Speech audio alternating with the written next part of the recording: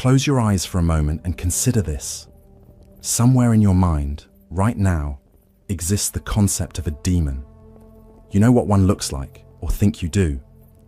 Wings, perhaps, or horns. Red skin, a forked tail, cloven hooves, a malevolent grin. The embodiment of evil, whispering temptations, spreading chaos, dragging souls to damnation. The demon, the supernatural enemy of humanity, the servant of darkness, the fallen angel, the ancient adversary. But what if I told you that demons, as you understand them, did not exist for most of human history? That the very concept of a demon as purely evil supernatural being is a relatively recent invention? That the spirits your ancestors feared and honored 5,000 years ago bore almost no resemblance to the demons of modern imagination? That beings we now call demons were once protectors, helpers, even gods? That the word demon itself has undergone one of the most dramatic transformations in human linguistic and religious history? This is not another catalogue of demon names and hierarchies. We have covered that ground elsewhere. This is not a guide to summoning or banishing demons. Others have attempted that foolishness. This is something different, something deeper, something that requires we abandon our assumptions about what demons are and trace, with meticulous care, how the demon concept evolved across 5 millennia, multiple civilizations, and fundamentally different worldviews. We will witness the birth of the demon concept in Zoroastrian Persia, where for the first time in human history, spirits were divided into absolute good and absolute evil. We will watch as Jewish theology transforms angels into demons through the mysterious story of the Watchers. We will observe Christianity systematically demonizing the gods of competing religions, turning Zeus and Odin and Isis into servants of Satan. We will explore how medieval Europe exploded the demon population from dozens to millions, creating a demon for every sin, every doubt, every unauthorized desire. We will examine Hindu asuras, Buddhist maras, Japanese oni, and Chinese yaoguai, discovering that most human cultures never developed anything resembling the Western demon concept at all. We will trace how modern psychology relocated demons from external supernatural realm to internal psychological space, making them no less real, but fundamentally different in nature. And we will ask the question that haunts this entire investigation: what are demons really? Before we begin, understand several crucial things. First, this documentary maintains scholarly neutrality regarding demons' objective existence. We document what humans have believed, experienced, and taught about demons across cultures and centuries. We do not claim to know whether demons exist as independent supernatural entities, psychological projections, cultural constructs, or some combination impossible to categorize neatly. Second, we distinguish carefully between how different cultures conceptualize evil spirits. The Christian demon, the Hindu asura, the Buddhist mara, and the Islamic shaitan are not equivalent concepts translated into different languages. They represent fundamentally different understandings of spiritual reality, morality, and the relationship between good and evil. Treating them as the same thing distorts all of them. Third, we acknowledge that demon, as English word, carries Christian theological baggage that makes it problematic when discussing other traditions. When we use demon for non-Christian concepts, we do so for linguistic convenience while noting the imperfect translation. The story we are about to tell is the story of how humanity has understood evil, externalized it, personified it, systematized it, fought against it, and ultimately struggled to make sense of why suffering, wickedness, and malevolence exist in a world we want to believe has meaning and purpose. Demons, whatever their ultimate reality, serve as humanity's attempt to give evil a face, a name, a comprehensible form. They allow us to fight against evil as if it were an enemy that can be defeated rather than a mystery that defies resolution. They provide explanation for inexplicable suffering, scapegoats for our own darkness, and hope that evil is not intrinsic to creation, but rather a corruption that might someday be eliminated. This investigation will take many hours. We cannot understand demons without understanding the religious, philosophical, psychological, and cultural contexts that generated different demon concepts. We must examine ancient Mesopotamian spirits that were morally neutral, Zoroastrian innovations that created moral cosmology, Jewish angelology gone wrong, Christian theological development, Islamic jinn theology, Hindu epic mythology, Buddhist psychological insight, medieval European demon multiplication, Enlightenment skepticism, romantic fascination, psychological internalization, and postmodern cultural appropriation. Each development matters. Each shift in understanding reveals something about how humans conceptualize evil and how that conceptualization shapes behavior, culture, and individual psychology. The demon concept raises profound questions we will explore without claiming definitive answers. If demons exist as external beings, why do they manifest so differently across cultures? If they are psychological projections, why do demon experiences show such consistency within cultures? If they are cultural constructs, why do people report encounters that transform their lives? Can multiple explanations coexist? Might demons be simultaneously supernatural beings, psychological realities, and cultural symbols, operating at different levels without contradiction? Or must we choose one explanation and dismiss the others as error? We will build our understanding chronologically and thematically, beginning in ancient Mesopotamia where spirits existed before the demon concept, moving through Zoroastrian Persia where demons were invented as theological category, examining Jewish and Christian developments that elaborated demon mythology, exploring Islamic contributions that offered different framework, investigating Hindu, Buddhist, and East Asian traditions that mostly lack Western-style demons, analyzing medieval multiplication of demons, tracing Enlightenment challenges to demon belief, following romantic re-enchantment, examining psychological internalization, and concluding with contemporary demon belief in all its variety from traditional religious to New Age to popular culture. This will require patience and attention. The material is complex, the cultural differences are significant, the theological debates are sophisticated, and the psychological insights are subtle, but the subject rewards careful study. Demons occupy human imagination more powerfully than perhaps any other supernatural concept except deity itself. Understanding how we created demons and how demons in turn have shaped us illuminates the human condition in ways few other investigations can match. So prepare yourself for a journey through 5,000 years of humanity's attempts to understand, categorize, fight against, and make sense of evil. We will encounter terrifying beings and comforting explanations, sophisticated theology and superstitious practice, psychological insight and cultural blindness, continuity and radical transformation. We will discover that demons, far from being static entities described in ancient texts and unchanged through millennia, are dynamic concepts that evolve as human understanding evolves, reflecting our changing fears, our developing moral sense, our varying psychological needs, and our persistent hope that evil can be comprehended and overcome.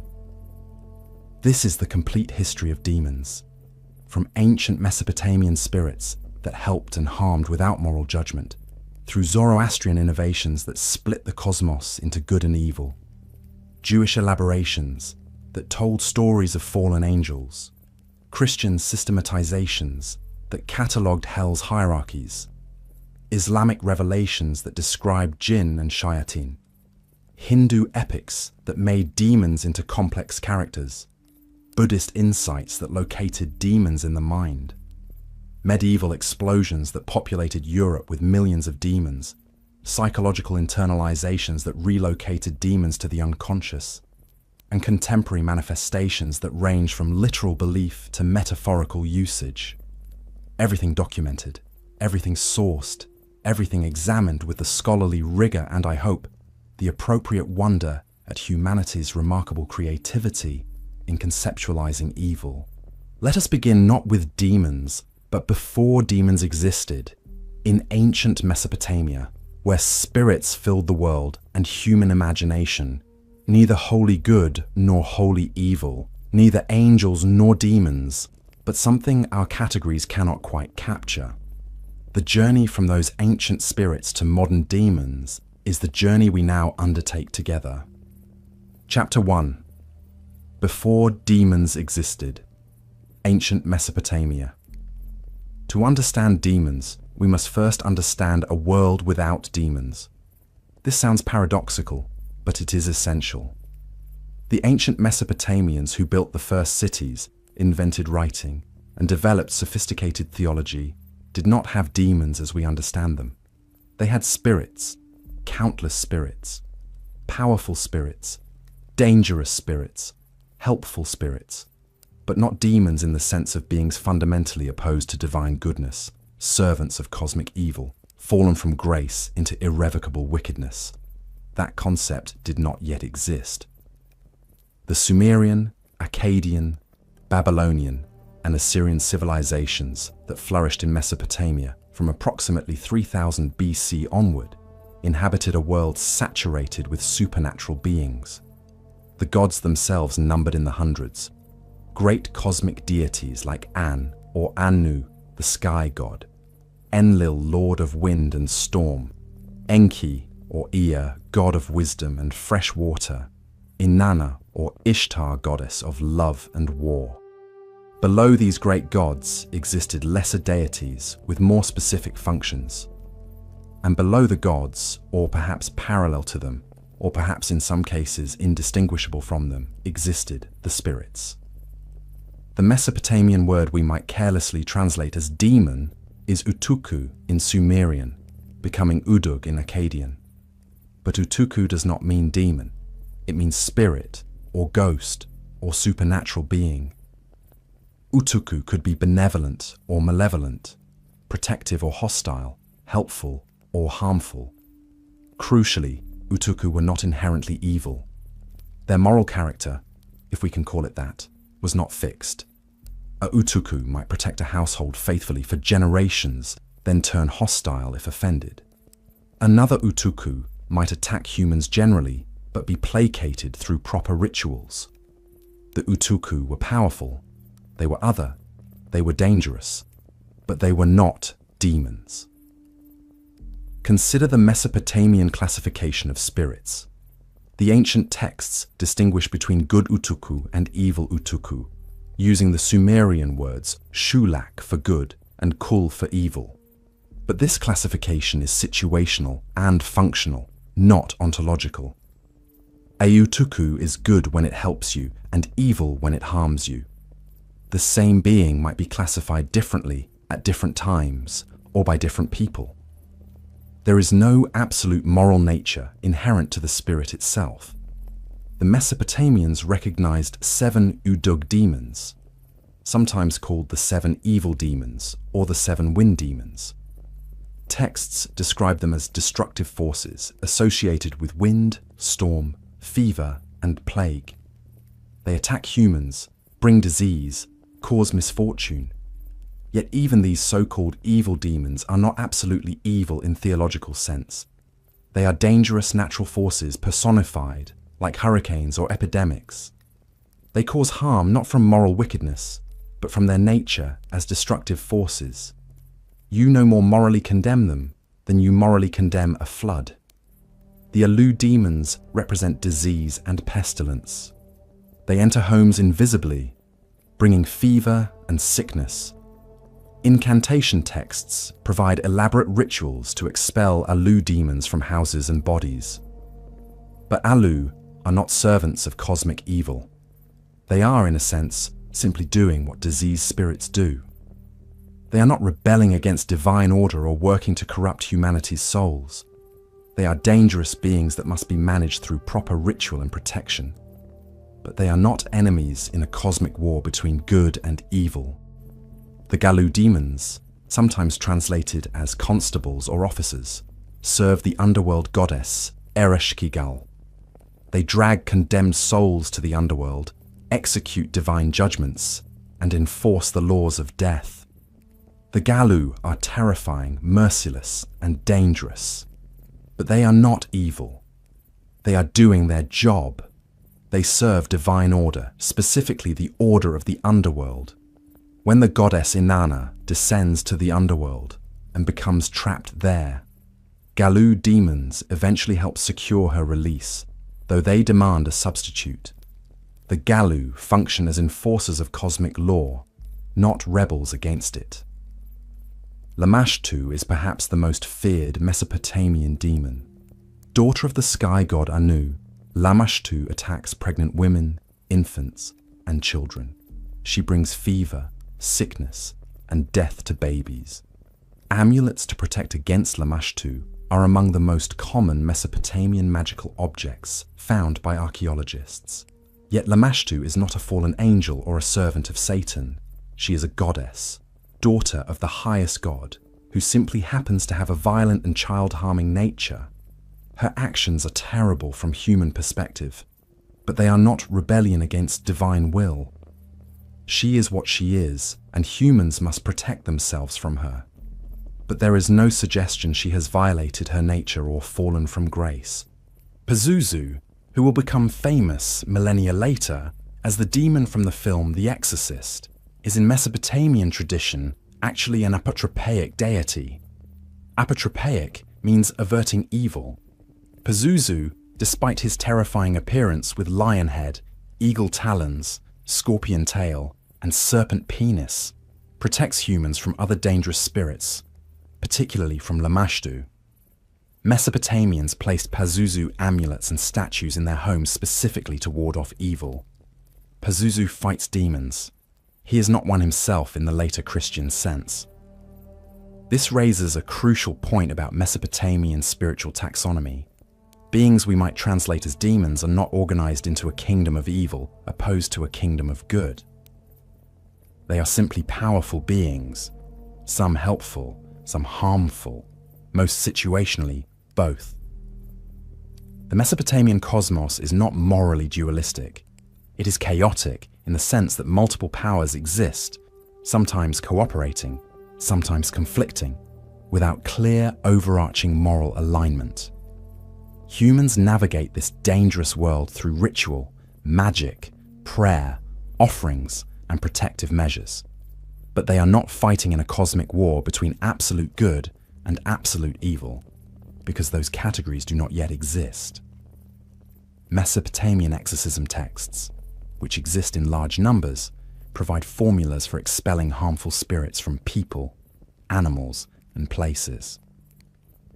The incantation series called Maklu, burning, consists of rituals performed over 9 nights to remove witchcraft and evil spirits. These texts invoke protective gods, use sympathetic magic like burning figurines representing the evil spirits, and recite elaborate incantations demanding the spirits depart. But notice what these texts do not do. They do not appeal to an absolute good deity to cast out servants of absolute evil. They invoke powerful gods to overcome dangerous spirits. The framework is power-based, not morality-based. The personal god concept in Mesopotamian religion provides protective deity assigned to individuals or families. Your personal god intercedes with greater gods on your behalf, protects you from harmful spirits, and guides you through life's dangers. This personal god functions something like a guardian angel in later traditions. But the system is not angels protecting from demons. It is your patron deity protecting you from various spirits and forces, both divine and otherwise, that might harm you. The cosmology has not yet divided into aligned armies of good and evil. Mesopotamian afterlife beliefs further illustrate the pre-demon world view. The dead go to the underworld, called Kur or Irkala, a dark, shadowy place where they exist as ghosts or spirits. The underworld is not heaven or hell, it is simply where the dead go. Good and evil alike share the same fate. There is no judgment assigning righteous to paradise and wicked to torment. There is no Satan ruling hell and tormenting sinners. The underworld is dreary and unpleasant for everyone, but it is not a place of moral punishment. It is simply the realm of the dead. Ghosts of the dead, called Gidim in Sumerian, Etemu in Akkadian, could return to trouble the living if not properly cared for through funerary offerings and rituals. A neglected ghost might attack its own family, demanding attention through causing sickness or misfortune. But this is not demonic activity in the later sense. It is simply the dead requiring maintenance from the living. Give the ghost what it needs, and it will leave you alone. Fail to do so, and it will make trouble. No moral theology is involved. Mesopotamian magic, both protective and aggressive, assumed a world of spirits that could be manipulated through proper technique. Rituals could bind spirits, compel them to service, banish them, or invoke them for help. The magician, called Ashipu in Akkadian, was a specialist in dealing with the spiritual world, but he was not fighting demons in a holy war. He was managing supernatural forces through technical expertise. The framework is closer to engineering than theology. By the time Mesopotamian civilization begins to decline in the first millennium BC, its religious ideas have spread throughout the ancient Near East through cultural exchange, trade, and conquest. The Hebrews, during their Babylonian exile from 586 to 538 BC, encounter Mesopotamian spirit lore. Later, Jewish demon lists include names clearly borrowed from Mesopotamian spirits. But something crucial happens in this transmission. The Mesopotamian spirits enter a different theological framework where they will be transformed into demons. The key point to understand about Mesopotamian spirits is that they existed in a world where moral dualism had not yet been invented. Good and evil were not cosmic principles locked in eternal struggle. They were situational judgments about whether something helped or harmed you. Spirits were powerful. They were dangerous. They required management. But they were not enemies of God or servants of Satan, because those categories did not yet exist. The spirit world was morally complex, ambiguous, and ultimately amoral. It simply was. This Mesopotamian worldview will seem alien to those raised in Christian or Islamic framework, where every spiritual being is classified as good or evil, angel or demon, serving God, or Satan. But the Mesopotamian view may actually be closer to how most human cultures have understood the spiritual world. The binary moralism that divides all beings into absolutely good or absolutely evil is the innovation, not the norm. Understanding this helps us appreciate what happens next. For it is in Zoroastrian Persia, in the teachings of the prophet Zarathustra, that moral dualism will be invented. It is there that the demon concept as we know it will be born. The Mesopotamian spirits will be reinterpreted through this new framework, divided into angels and demons, assigned to armies of light and darkness, and locked into eternal cosmic conflict. The messy moral ambiguity of the spirit world will be replaced by clean binary opposition, and humanity will never see the spiritual realm the same way again. But before we reach Zarathustra's revolutionary theology, we must understand what came before. A world of spirits, powerful and dangerous, helping and harming, protecting and attacking, but not yet demons. This was humanity's spiritual world for thousands of years. What comes next will transform it utterly. Chapter 2. The Zoroastrian Invention. Creating the demon concept. The demon concept, as a category of absolutely and permanently evil supernatural beings, was invented. It did not evolve gradually from earlier ideas. It did not emerge inevitably from human religious development. It was created, deliberately and radically, by the Persian prophet Zarathustra, whose religious innovations would influence Judaism, Christianity, and Islam more profoundly than almost any other single figure in human history. Zarathustra's dates remain disputed among scholars. Traditional Zoroastrian sources place him around 600 BC. Greek sources suggest dates between 6000 and 1000 BC, which modern scholarship dismisses as legendary. Most contemporary scholars date Zarathustra somewhere between 1500 and 1000 BC, with recent scholarship favoring earlier dates around 1200 BC. The uncertainty matters less than the revolutionary nature of his teaching. Before Zarathustra, the ancient Iranians worshipped beings called devas. The word deva relates to the Sanskrit deva, meaning God or shining one. The devas were divine beings, powerful spirits, essentially gods. The pre-Zoroastrian Iranians, like their Indian cousins who spoke related Indo-European languages and worshipped related deities, honored multiple devas without clear moral hierarchy. Some devas governed natural forces, others human concerns, still others cosmic functions. They were the gods, neither wholly good nor wholly evil, simply powerful beings requiring propitiation. Zarathustra changed everything. He proclaimed that there is one supreme deity, Ahura Mazda, the wise Lord, source of all goodness, truth, light, and life. Opposing Ahura Mazda stands Angra Mainyu, later called Ahriman, the destructive spirit, source of all evil, lies, darkness, and death. These are not equally matched forces. Ahura Mazda is supreme. Angra Mainyu is his adversary but not his equal. Yet the cosmos is structured by their opposition. Good versus evil, truth versus lie, light versus darkness, life versus death, creation versus destruction. This is moral dualism, and it is brand new in human religious history. Crucially, Zarathustra redefined the devas. The beings the Iranians had worshipped as gods, Zarathustra declared to be evil spirits, servants of Angra Mainyu, deceivers who lead humans away from truth and goodness. The very name Deva, which had meant God, now meant demon. This is the great inversion. The gods became demons through prophetic proclamation. Think about the radical nature of this move. Zarathustra did not say the devas are weak or unimportant. He said they are evil. He did not say they do not exist. He said they oppose the true God. He transformed religious rivals into cosmic enemies. The beings people had worshipped for generations, he declared to be agents of the lie, the Druge, working against truth and goodness.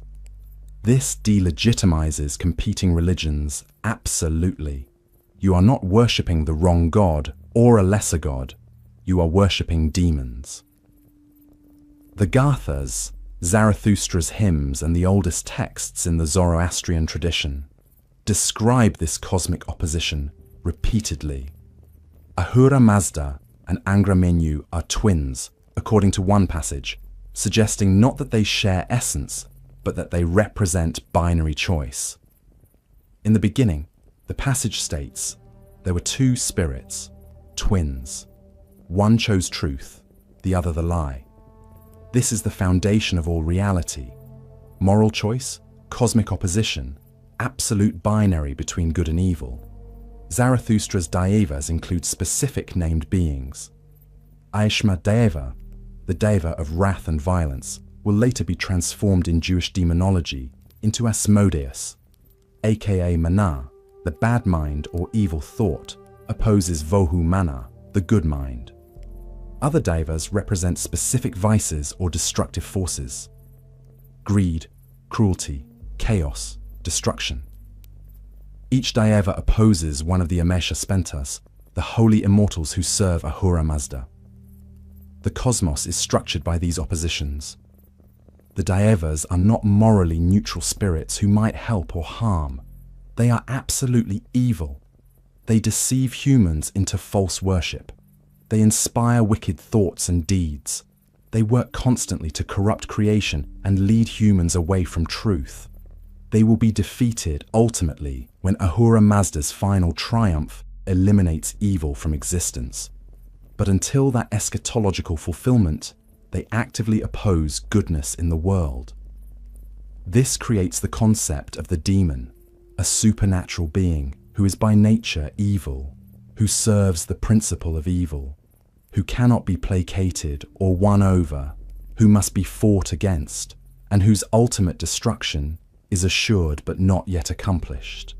This is categorically different from the Mesopotamian spirits we examined earlier. The devas are not dangerous forces to be managed through ritual. They are enemies in a cosmic war. Zoroastrianism also develops the concept of the lie, druj in Old Iranian. Druj is more than falsehood in the sense of incorrect statements. Druj is cosmic principle opposing truth, asha. Everything false, corrupt, deceitful, or contrary to good order participates in druj. The Daivas are servants of druj. They embody and spread the lie. Humans align themselves with truth or lie through their thoughts, words, and deeds. Every moral choice is a choice between Ahura Mazda and Angra Mainyu, between Asha and Druj, between the divine and the demonic. This moral dualism creates ethical urgency unknown in earlier religions. If the spirit world is morally ambiguous, you navigate it pragmatically, seeking help from friendly spirits and protection from hostile ones. But if the spirit world is divided into absolute good and absolute evil, you must choose sides. You cannot be neutral. Every action has cosmic significance. Will you serve truth or lie? Will you align with Ahura Mazda or Angra Mainyu? The stakes could not be higher. Zoroastrianism develops elaborate systems for avoiding contact with demonic impurity. The Vendidad, one of the Zoroastrian texts, provides extensive purity laws governing how to avoid contamination from corpses, bodily fluids, and other impure things associated with Druj and the Daivas.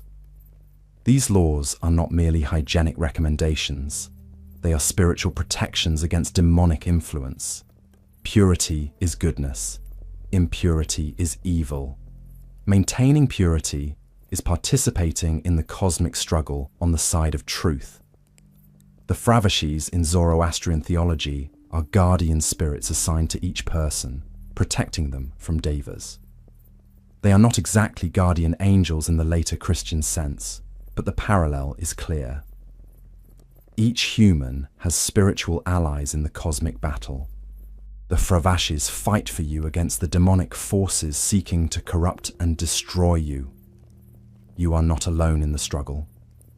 Zoroastrian eschatology, belief about end times, includes final judgment and defeat of evil. The dead will be resurrected, all humans will be judged, the righteous will enter paradise and the wicked will be punished, and ultimately evil itself will be destroyed.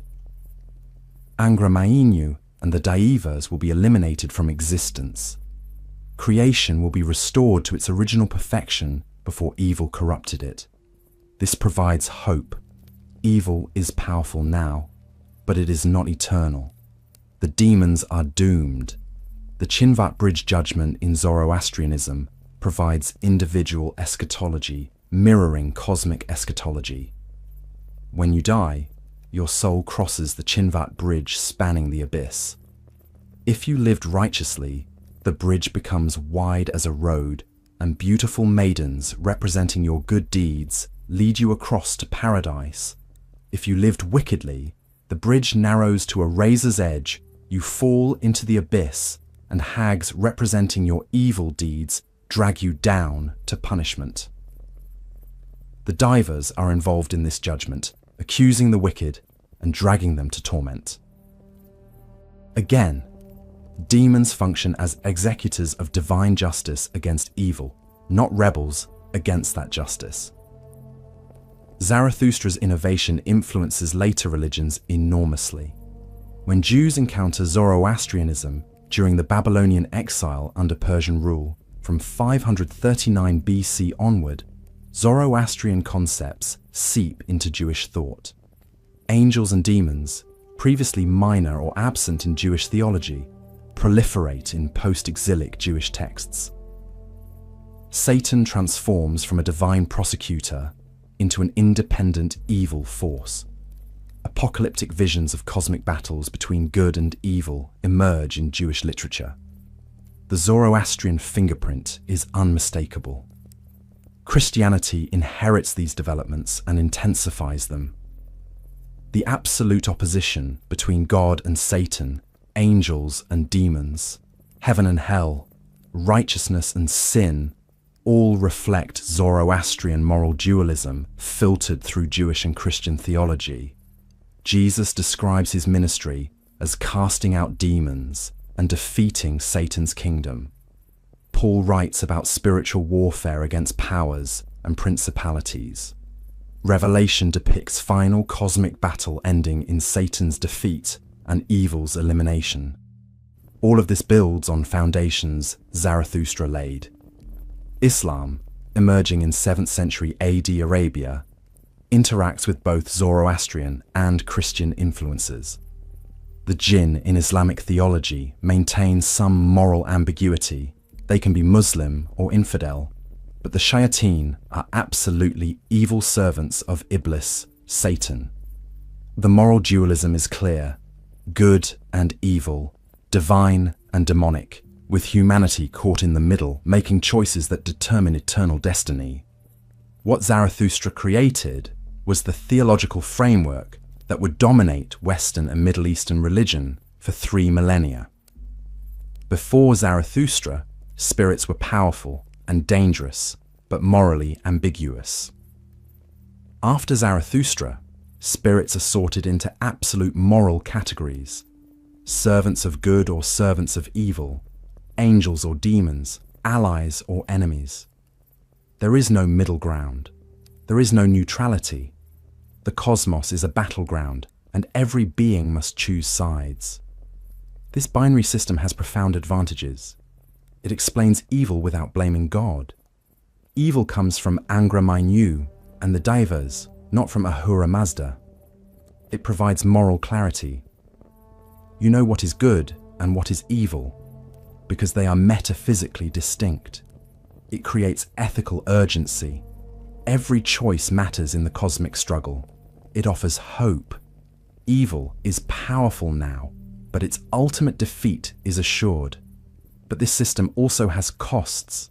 It oversimplifies moral reality. Many things are neither purely good nor purely evil, but mixed. It can demonize complexity. Anything we dislike or fear can be labeled demonic, shutting down nuanced understanding. It creates paranoia. If demons actively seek to corrupt you, constant vigilance is required. It enables persecution. Those who differ from us theologically are not just wrong, but aligned with cosmic evil, justifying any measures against them. The demon concept Zarathustra invented will take on a life of its own, growing far beyond his original framework.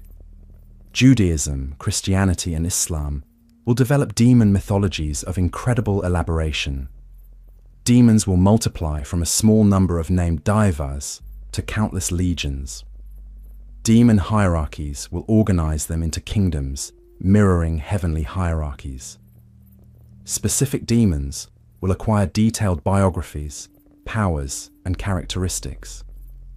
Theologians will debate demon nature, capacities, and limitations with extraordinary sophistication. Popular piety will populate the world with demons lurking everywhere, explaining every misfortune and temptation. But it all begins here, with Zarathustra's radical proclamation: the gods you worshipped are demons, servants of the lie, enemies of truth. The spirit world is not morally neutral. It is divided into absolute good and absolute evil. Choose truth or accept damnation. The cosmic war has begun, and you are soldiers in it whether you know it or not. With the demon concept invented, we now turn to how it developed. Jewish theology will take Zoroastrian innovations and create elaborate demon mythologies explaining evil's origin through stories of fallen angels.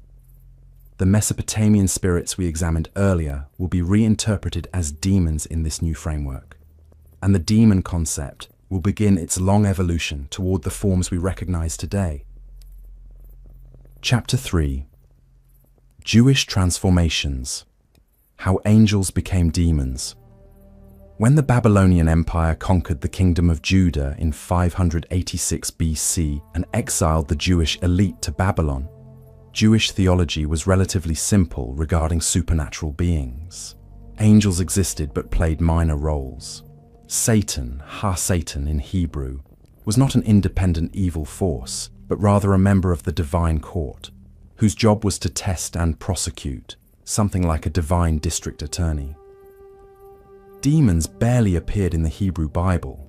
Evil existed, but its origin and nature remained theologically underdeveloped.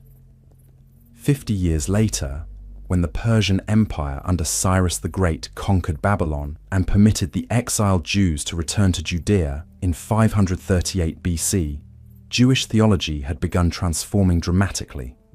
The Jews had encountered Zoroastrian ideas about cosmic dualism, angel hierarchies, demons as absolutely evil, Satan as cosmic adversary, and apocalyptic eschatology, with final judgment and resurrection. These ideas did not replace Jewish monotheism, but they profoundly influenced how Jews understood the relationship between good and evil, the nature of spiritual beings, and the origin of wickedness. The critical development in Jewish demon theology is the story of the Watchers, found in 1st Enoch, a collection of Jewish apocalyptic texts, mostly composed between the 3rd and 2nd centuries BC. 1st Enoch is not included in the Hebrew Bible, but it was enormously influential in Second Temple Judaism and early Christianity. The Book of Watchers, the oldest section of 1st Enoch, tells a story only hinted at in Genesis chapter 6, verses 1 through 4. Genesis states cryptically, "When human beings began to increase in number on the earth, and daughters were born to them, the sons of God saw that the daughters of humans were beautiful, and they married any of them they chose." The Nephilim were on the earth in those days, and also afterward, when the sons of God went to the daughters of humans and had children by them. Who are the sons of God? What are the Nephilim? Genesis does not explain. 1st Enoch provides extraordinary detail. 200 watchers, angels assigned by God to watch over humanity, descend from heaven to Mount Hermon. Their leader Shemhazai proposes they take human wives. The watchers know this violates divine command, so they swear an oath binding themselves together in this rebellion. They descend, take wives from among human women, and father giant offspring called Nephilim. But the watchers' sin goes beyond sexual transgression. They teach humanity forbidden knowledge. Azazel teaches men to make weapons, swords, knives, shields, and breastplates for warfare. He teaches women cosmetics and jewelry, introducing vanity and seduction. Amazarak teaches sorcery and the cutting of roots for magic. Armaz teaches the Jiechu of enchantments. Barakijal teaches astrology. Kokabul teaches the constellations. Ezekiel teaches knowledge of clouds. Arakiel teaches signs of the earth. Shamsiel teaches signs of the sun. Sariel teaches the course of the moon. These teachings corrupt humanity utterly. The knowledge of weapons intensifies warfare and violence. The knowledge of cosmetics and jewelry creates vanity, seduction, and sexual immorality. The knowledge of magic, astrology, and divination leads humans into practices that violate proper relationship with God. The Watchers have not merely transgressed themselves, they have corrupted all humanity with forbidden wisdom. The Nephilim, giant offspring of Watchers and human women, terrorize the earth. they devour all human production. When that is exhausted, they devour humans themselves. Violence, bloodshed, and oppression fill the earth. The earth itself cries out to heaven against the injustice and pollution. 4 archangels, Michael, Gabriel, Raphael, and Uriel, report the situation to God. God decrees judgment. He commands Raphael to bind Azazel, hand and foot, and cast him into darkness in the wilderness of Dudael. God places sharp, jagged stones beneath Azazel and covers him with darkness. There Azazel will remain until the great day of judgment, when he will be cast into fire. God commands Gabriel to destroy the Nephilim by inciting them to slaughter each other in civil war. God commands Michael to bind Shemhazai and the other watchers and imprison them in dark valleys for 70 generations, until the final judgment, when they will be thrown into the abyss of fire to be tormented forever. Finally, and crucially, God decrees the great flood to cleanse the earth of the corruption the watchers introduced. Only Noah and his family survive. The Nephilim are destroyed in the flood, but their spirits, disembodied when their bodies die, become the demons that plague humanity thereafter. Every demon troubling humanity after the flood is the disembodied spirit of a dead Nephilim. The demons are not fallen watchers themselves, but the evil offspring of watcher-human unions. This story accomplishes several theological purposes.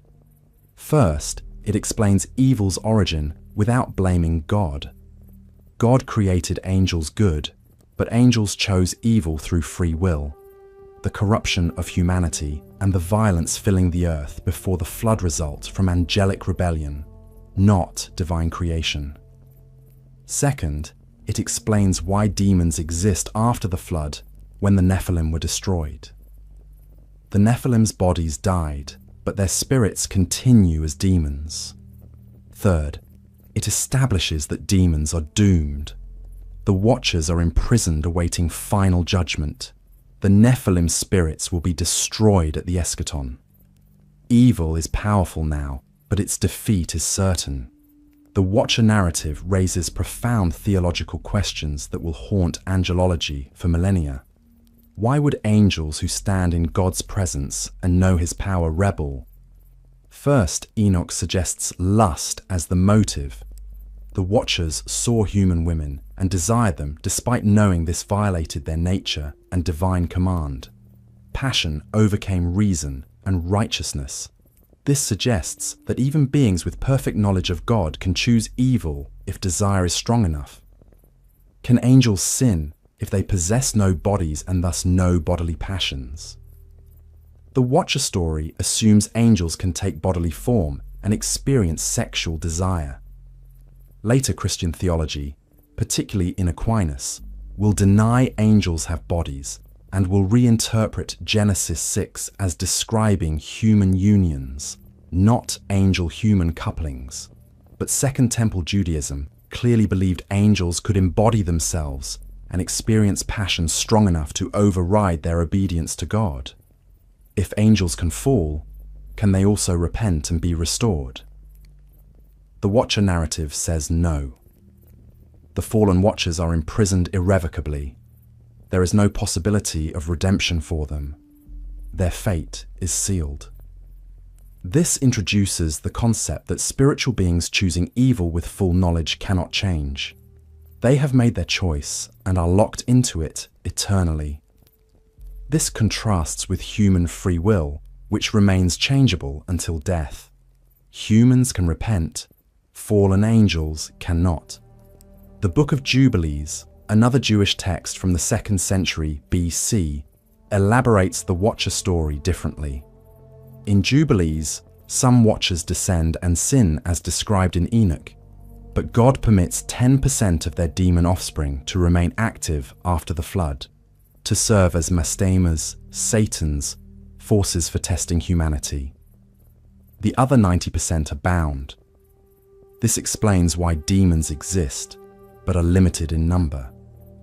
It also makes Satan and his demons explicitly products of the Watcher's fall, rather than an independent creation. The figure of Azazel in the Watcher narrative is particularly significant.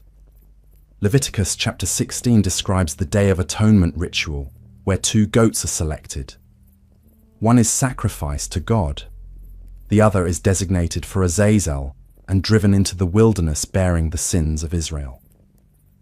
Traditional interpretation understood Azazel as a place name, the wilderness scapegoat destination. But 1st Enoch identifies Azazel as the leader or co-leader of the Watchers, the demon bound in the wilderness. This transforms the Leviticus ritual. The scapegoat is not merely driven away, but is symbolically returned to the demon in the wilderness, perhaps satisfying or placating him with Israel's sins. Later Jewish tradition expands Azazel into a major demon figure. The Apocalypse of Abraham, written around the 1st century AD, describes Azazel as a terrible demon with 7 heads, serpent-like, who tempts Abraham. The Talmud mentions Azazel as dwelling in the wilderness, associated with impurity and evil. Azazel becomes one of the most important demon names in Jewish demonology, second perhaps only to Satan himself. Satan's transformation in Jewish thought during this period is equally dramatic. In the book of Job, probably written in the 6th or 5th century BC, the Satan appears as a member of the divine court. The Hebrew Hey Satan means the accuser or the adversary. He is not a proper name, but a job title. The Satan roams the earth observing human behavior and reports back to God. When God points out Job's righteousness, the Satan questions whether Job's piety is genuine or merely self-interested. God permits the Satan to test Job by afflicting him.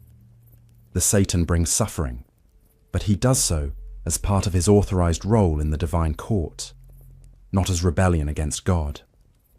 By the time we reach later Jewish texts from the Second Temple period, Satan has transformed into an independent evil force opposing God's purposes. In 1st Enoch, Satan is identified with Azazel, or as a separate demon leading forces of evil.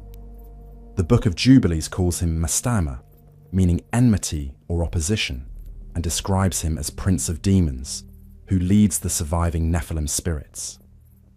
The Testament of Solomon, probably written between the 1st and 3rd centuries AD, describes Solomon controlling demons, including Satan, through magical rings inscribed with divine names. The Qumran community, who produced the Dead Sea Scrolls, believed in cosmic dualism influenced by Zoroastrianism, but adapted to Jewish monotheism. The community rule describes 2 spirits created by God, the Prince of Light and the Angel of Darkness, also called Belial. Every person is governed by one of these spirits who inspire good or evil thoughts and deeds. The War Scroll describes final apocalyptic battle between the Sons of Light, aided by the Prince of Light and holy angels, against the Sons of Darkness, led by Belial and his demons.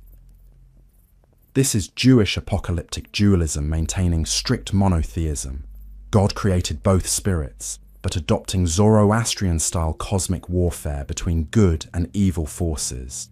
Lilith appears in Jewish demonology as a female demon who attacks children and pregnant women. The name appears once in the Hebrew Bible, in Isaiah 34 verse 14. In a description of desolate wilderness inhabited by wild beasts and night creatures. The Hebrew word is Lilith, which some translate as night creature or screech owl, but early Jewish interpretation understood it as a demon's name. The alphabet of Ben Sira, a medieval Jewish text preserving earlier traditions, tells the story of Lilith as Adam's first wife, created equal to him but refusing to submit. She leaves Eden, mates with demons, and becomes the mother of countless demon offspring. She attacks newborn babies unless prevented by protective amulets, invoking angels who have power over her. Jewish demon names proliferate in Second Temple literature and rabbinic texts. Asmodeus, derived from Persian Aishmadiva, appears in the Book of Tobit as a demon who kills 7 husbands of Sarah on their wedding nights before the angel Raphael defeats him. Samael becomes identified as the angel of death. and sometimes with Satan himself. Azza and Azael are named as leaders of the Watchers in some versions of the story. Hundreds of demon names appear in magical texts, incantation bowls, and amulets from Jewish communities, each demon associated with specific harms or diseases. Rabbinic literature compiled in the Mishnah and Talmud from the 2nd through 6th centuries AD approaches demons more cautiously than apocalyptic literature, but acknowledges their existence. The Talmud states that demons were created on the eve of the first Sabbath, just before God rested. God created their souls, but ran out of time to create their bodies, so they remain disembodied spirits. This explains why demons are invisible and why they envy humans who have bodies. According to Talmudic discussion, demons number in the hundreds of thousands or even millions. They are everywhere, far outnumbering humans. If humans could see demons, we would be terrified to leave our homes. They fill the air around us constantly. We are never alone. Demons crowd around us at all times. This creates a world of pervasive spiritual danger, requiring constant vigilance and protective measures. Yet Rabbinic Judaism also teaches that demons have limited power. They can harm only as God permits. Reciting certain psalms, particularly Psalm 91, protects against demons. Mezuzahs affixed doorposts with scriptural passages ward demons from homes. Washing hands ritually removes demon contamination. Living righteously provides spiritual protection. The demons are numerous and dangerous, but not all powerful. God's authority limits them.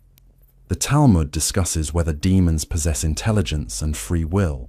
Some rabbis argue demons are like animals, acting from instinct without moral choice. Others argue demons possess intelligence and can even study Torah, though they use this knowledge for evil purposes. The debate reflects broader questions about moral responsibility. If demons are by nature evil and cannot choose otherwise, are they morally responsible for their actions? Or is their evil simply their nature, like a scorpion stinging? Jewish mysticism, particularly Merkabah mysticism, that flourished in the first millennium AD, describes dangerous spiritual ascents through multiple heavens where fierce angels and demons guard each level. The mystic must know secret names, seals, and techniques to pass the guardians and reach the throne of God. Failure to properly identify oneself or to use correct formulas results in the mystic being destroyed or cast down by the angelic or demonic guardians. This reflects a spiritual world of extreme danger where knowledge literally means the difference between life and death.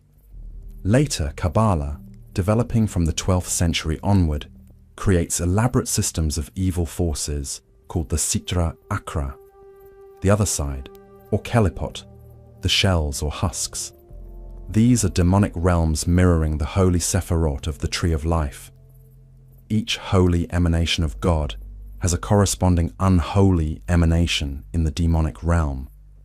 The Kelipot represent cosmic evil structured hierarchically like the holy powers. Kabbalistic magic involves manipulating these forces through divine names, but always emphasizing that the Kelipot have no independent power. They exist only as parasites on holiness. What Jewish theology accomplishes in this period from the Babylonian exile to the destruction of the Second Temple in 70 AD is the transformation of vague spiritual forces into elaborate demon mythologies. Satan transforms from divine prosecutor to cosmic adversary. Angels fall and become demons. Demon names multiply from a handful to thousands. Demon origins are explained through the Watcher narrative. Demon hierarchies are established. Demon limitations are defined. And all of this is integrated into strict Jewish monotheism. God alone is sovereign. Demons exist, but only as creatures permitted to test and afflict humanity temporarily before their ultimate destruction. Christianity will inherit all of this and develop it further, as we will see in the next chapter. But Jewish theology provides the foundation: demons as fallen angels, Satan as the prince of demons, spiritual warfare as constant reality, protective angels and rituals as defenses, and eschatological hope that demons will ultimately be defeated when God's kingdom comes in fullness. The journey from Mesopotamian spirits through Zoroastrian devas to Jewish demons shows radical transformation. Morally neutral or ambiguous spirits become absolutely evil demons. Occasional threats become constant spiritual warfare. Manageable forces become implacable enemies. Local concerns become cosmic struggle. And humanity finds itself cast as soldiers in a war between good and evil that determines individual and collective destiny. With Jewish demon theology established, we turn now to Christianity, which will take these foundations and construct the most elaborate demon systems ever devised, populating hell with intricate hierarchies and developing systematic theologies explaining every aspect of demon nature, power, and ultimate fate. Chapter 4. Christianity creates the devil. Christianity inherits Jewish demon theology wholesale, but transforms it through new theological frameworks created by the incarnation, crucifixion, and resurrection of Jesus Christ. If God became human, died, and rose again to defeat sin and death, then Christ's victory must include victory over demons. If salvation is now available through faith in Christ, rather than through keeping Torah, then demons' power to separate humans from God must be broken. Christian demonology develops not merely as continuation of Jewish ideas, but as reinterpretation in light of Christ. The New Testament, written between approximately 50 and 100 AD, assumes demon existence without arguing for it. Demons appear constantly in the Gospels. Jesus' ministry involves extensive demon exorcism. Mark's Gospel, likely the earliest, describes Jesus' first public act in chapter 1, verse 23, as exorcising an unclean spirit from a man in the Capernaum synagogue. The demon recognizes Jesus as the Holy One of God and asks if Jesus has come to destroy them. Jesus commands the demon to be silent and come out, which it does with violent convulsions. Throughout the Gospels, Jesus casts out demons from possessed individuals. The demons recognize Jesus' authority and identity, even when humans do not. In Mark chapter 5, Jesus encounters a man possessed by a legion of demons living among the tombs, violent and uncontrollable. Jesus commands the demons to identify themselves. They reply, "Legion, for we are many," indicating multiple demons possessing one person. The demons beg Jesus not to torment them or send them into the abyss. Instead, they ask permission to enter a herd of pigs feeding nearby. Jesus permits this. The demons enter the pigs, and the entire herd rushes into the sea and drowns. The formerly possessed man is found sitting calmly, clothed and in his right mind. This episode demonstrates several Christian demon beliefs. Demons can possess humans, overwhelming their will and reason. Multiple demons can inhabit one person. Demons fear Jesus and recognize his authority as Son of God. Demons prefer embodiment to disembodiment and will settle for animal bodies if human bodies are unavailable. Demons can be cast out through divine authority. And demon exorcism restores the person to normal mental and spiritual function. Jesus gives his disciples authority to cast out demons. In Luke chapter 10, 70 disciples return from a mission, joyfully reporting that demons submit to them in Jesus' name. Jesus responds with a startling statement in verse 18, "I saw Satan fall like lightning from heaven." This brief comment suggests Jesus perceived or experienced Satan's defeat as a real event, possibly occurring during Jesus' own temptation in the wilderness, when he rejected Satan's offers of power and glory, or possibly as a vision of Satan's ultimate eschatological defeat, already accomplished in principle through Jesus' ministry. The temptation narratives in Matthew chapter 4 and Luke chapter 4 describe Satan personally tempting Jesus in the wilderness after Jesus' baptism. Satan offers Jesus bread when he is hungry, power over all kingdoms if Jesus will worship him, and the chance to test God's protection by throwing himself from the temple. Jesus rejects each temptation by quoting scripture. This encounter establishes Satan as the tempter, the one who offers worldly goods and power in exchange for rejecting God's will. But Jesus' victory over Satan's temptations demonstrates that temptation can be resisted through proper use of scripture and trust in God. The Gospel of John presents a different perspective on Satan and demons. John's Gospel mentions Satan as the ruler of this world who is being judged and cast out through Jesus' death and resurrection. In John chapter 8 verse 44, Jesus tells opponents, "You are of your father the devil, and your will is to do your father's desires. He was a murderer from the beginning and does not stand in the truth, because there is no truth in him. When he lies, he speaks out of his own character, for he is a liar and the father of lies." This passage establishes Satan as fundamentally opposed to truth, as murderer, and as father of lies, whose nature is deception. The book of Revelation, written around 90 to 95 AD, provides extensive apocalyptic imagery of Satan and demons. Revelation chapter 12 describes war in heaven. Michael and his angels fought against the dragon, and the dragon and his angels fought back. But he was not strong enough, and they lost their place in heaven. The great dragon was hurled down, that ancient serpent called the devil or Satan, who leads the whole world astray. He was hurled to the earth, and his angels with him.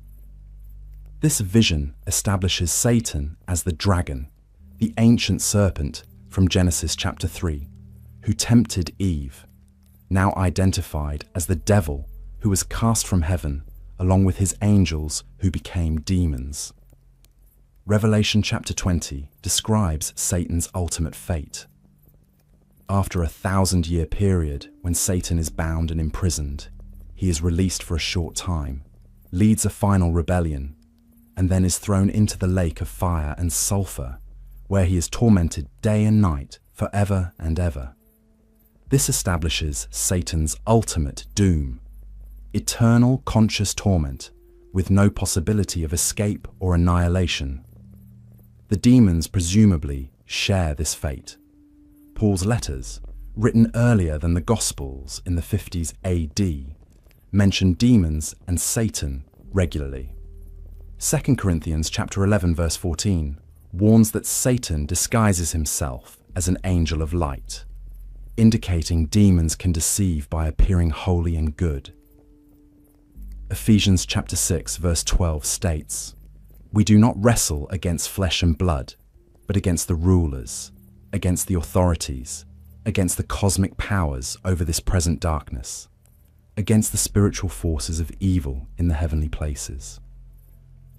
This establishes Christian life as spiritual warfare against organized demon hierarchies with different ranks: rulers, authorities, cosmic powers, spiritual forces of evil. 1 Timothy chapter 4 verse 1 warns, "The Spirit expressly says that in later times some will depart from the faith by devoting themselves to deceitful spirits and teachings of demons."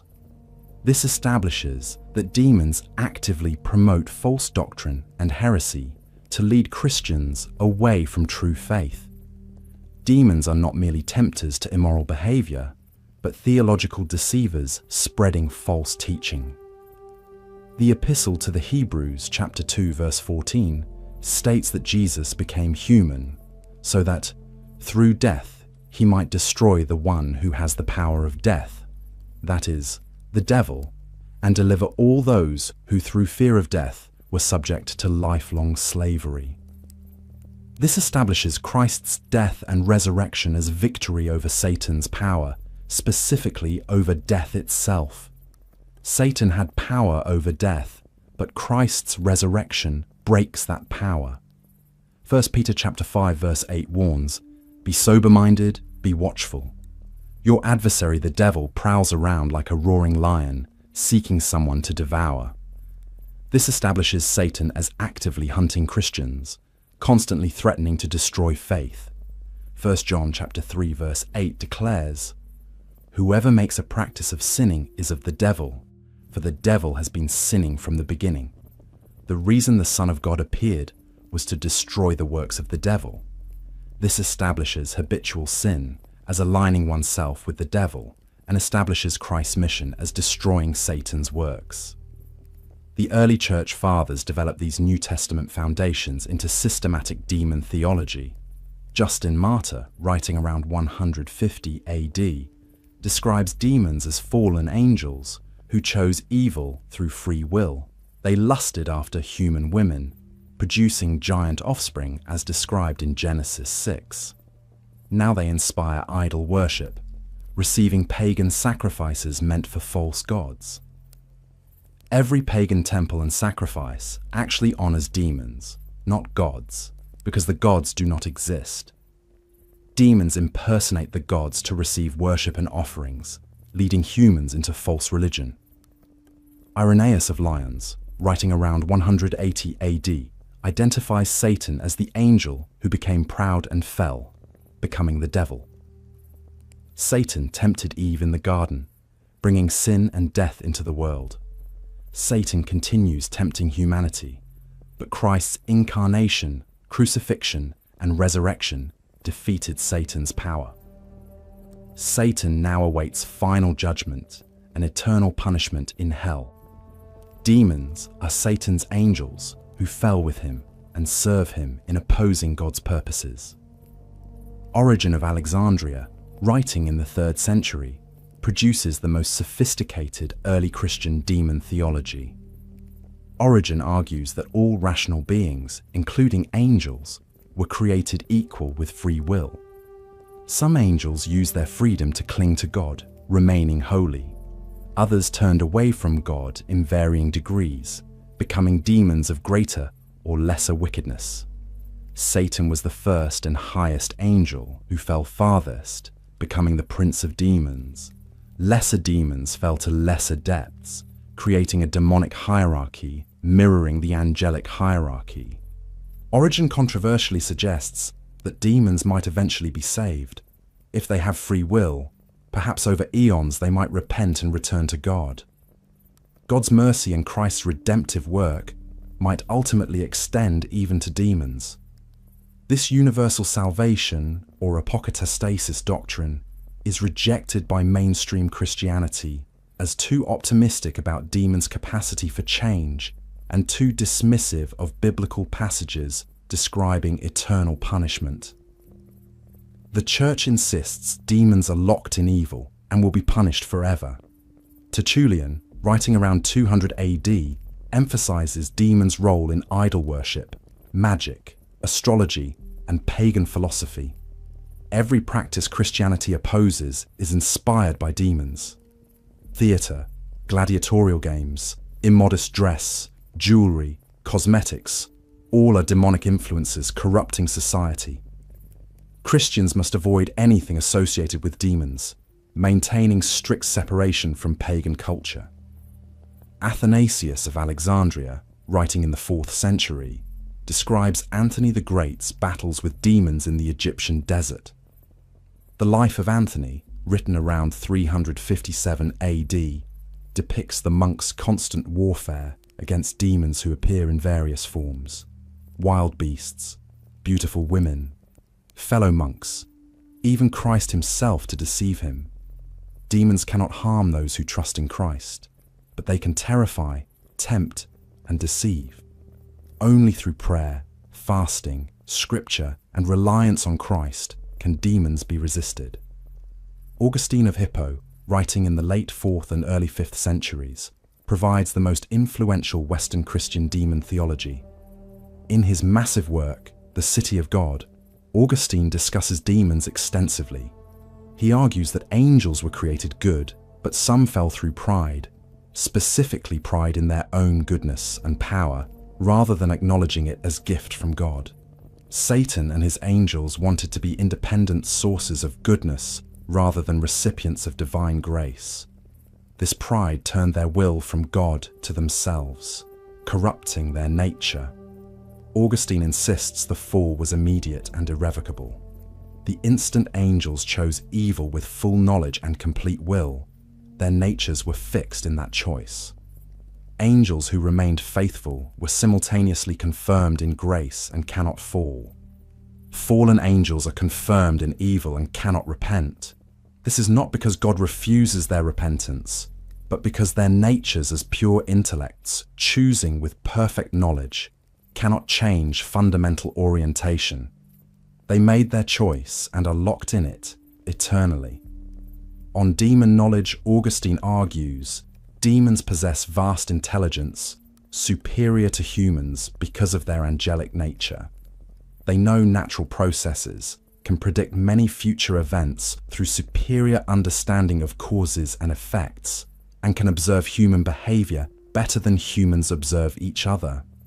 But demons cannot know the future absolutely because the future includes free will choices not yet made. They cannot read minds directly, though they can infer thoughts from physical signs better than humans can. And they do not know God's secret purposes, except as God reveals them. On demon power, Augustine teaches demons can influence material world within limits God allows. They can move physical objects, cause storms, inspire dreams, appear in various forms, and afflict bodies with disease as God permits. But they cannot create matter, cannot force human will, and cannot act beyond what God's providence allows for testing or punishing purposes. Demons are powerful, but not omnipotent. They are limited creatures operating within divinely permitted boundaries. Augustine addresses why God permits demons to exist and act at all. Demons serve several purposes in divine economy. They test the faithful, strengthening virtue through resistance to temptation. They punish the wicked, executing divine judgment on sin. They manifest God's justice when finally condemned. And they demonstrate God's power and mercy by being overcome through Christ. God uses even evil for good purposes, demonstrating his absolute sovereignty. The question of when angels were created exercises Augustine considerably. Genesis chapter 1 does not explicitly mention angel creation. Augustine interprets "let there be light" on the first day as creating both physical light and spiritual light, which is the angels. Angels thus exist from the first moment of creation. Those who would fall fell immediately, some suggest even before material creation, when they chose pride over humility. Good angels were immediately confirmed in grace. The spiritual drama of fall and confirmation happened in instants before time as humans' experience it began. By 500 AD, Christianity has established orthodox demon theology that will remain largely unchanged for a millennium. Demons are fallen angels who chose evil through pride and lust. Satan is their prince, the first and greatest angel to fall. Demons possess vast intelligence and power, but remain creatures limited by divine sovereignty. They actively oppose God's purposes and humanity's salvation. They tempt, deceive, accuse, afflict, and seek to destroy faith. They inspire false religion, heresy, sin, and rebellion. They will be defeated finally and punished eternally in hell. Christians war against them through prayer, sacraments, scripture, faith, and reliance on Christ, who has already defeated them through his death and resurrection. This demon theology shapes Christian worship, ethics, and culture profoundly. Baptism includes renouncing Satan and all his works. The Lord's Prayer asks for deliverance from evil, meaning from the evil one, Satan. Spiritual warfare becomes constant reality. Every temptation is demonic attack. Every heresy is demon-inspired deception. Vigilance, discipline, prayer, and moral purity are necessary defenses against relentless demonic assault. But the demon concept that Christianity inherits from Judaism and develops through its first 5 centuries will explode in medieval Europe into something far more elaborate and pervasive. The demons that were hundreds in early Christian thought will become millions. The demon hierarchies that were general categories will become detailed bureaucracies. The demon influences that were temptation and affliction will expand to explain every misfortune and unauthorized thought. Medieval Europe will become a world saturated with demons, and that demonic population explosion is where we turn next. Chapter 5. Medieval Demon Multiplication. If early Christianity saw demons as numerous but bounded, medieval Christianity saw demons as literally everywhere. The medieval world was saturated with demonic presence.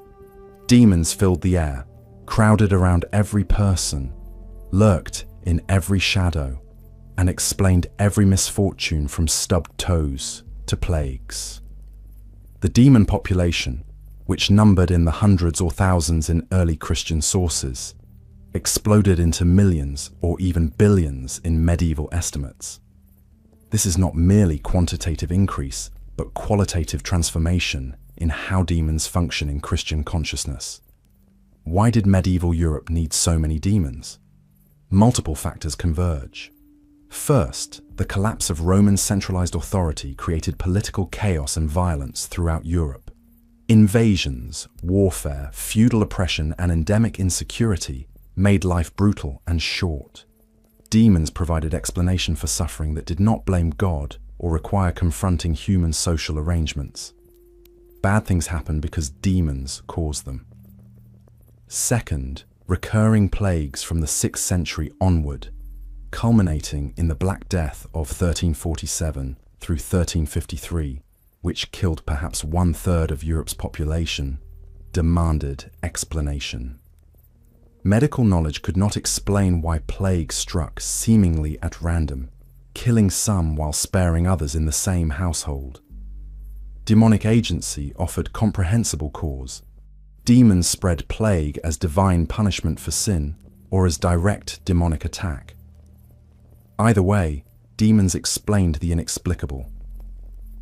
Third, the medieval church exercised enormous social and political power, which required ideological justification and enforcement.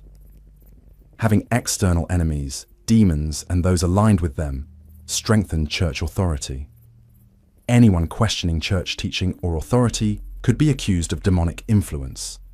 Heretics, Jews, Muslims, pagans, and dissenters were not merely wrong, but demonically inspired, justifying their persecution as spiritual warfare. Fourth, medieval guilt culture, emerging from Christian emphasis on original sin, inherent human corruption, and constant moral failing, required external explanation for sinful thoughts and desires. If humans are essentially good but corrupted, what corrupts them? Demons provide the answer. Every lustful thought, angry impulse, prideful desire, or heretical question comes from demons whispering suggestions into the mind.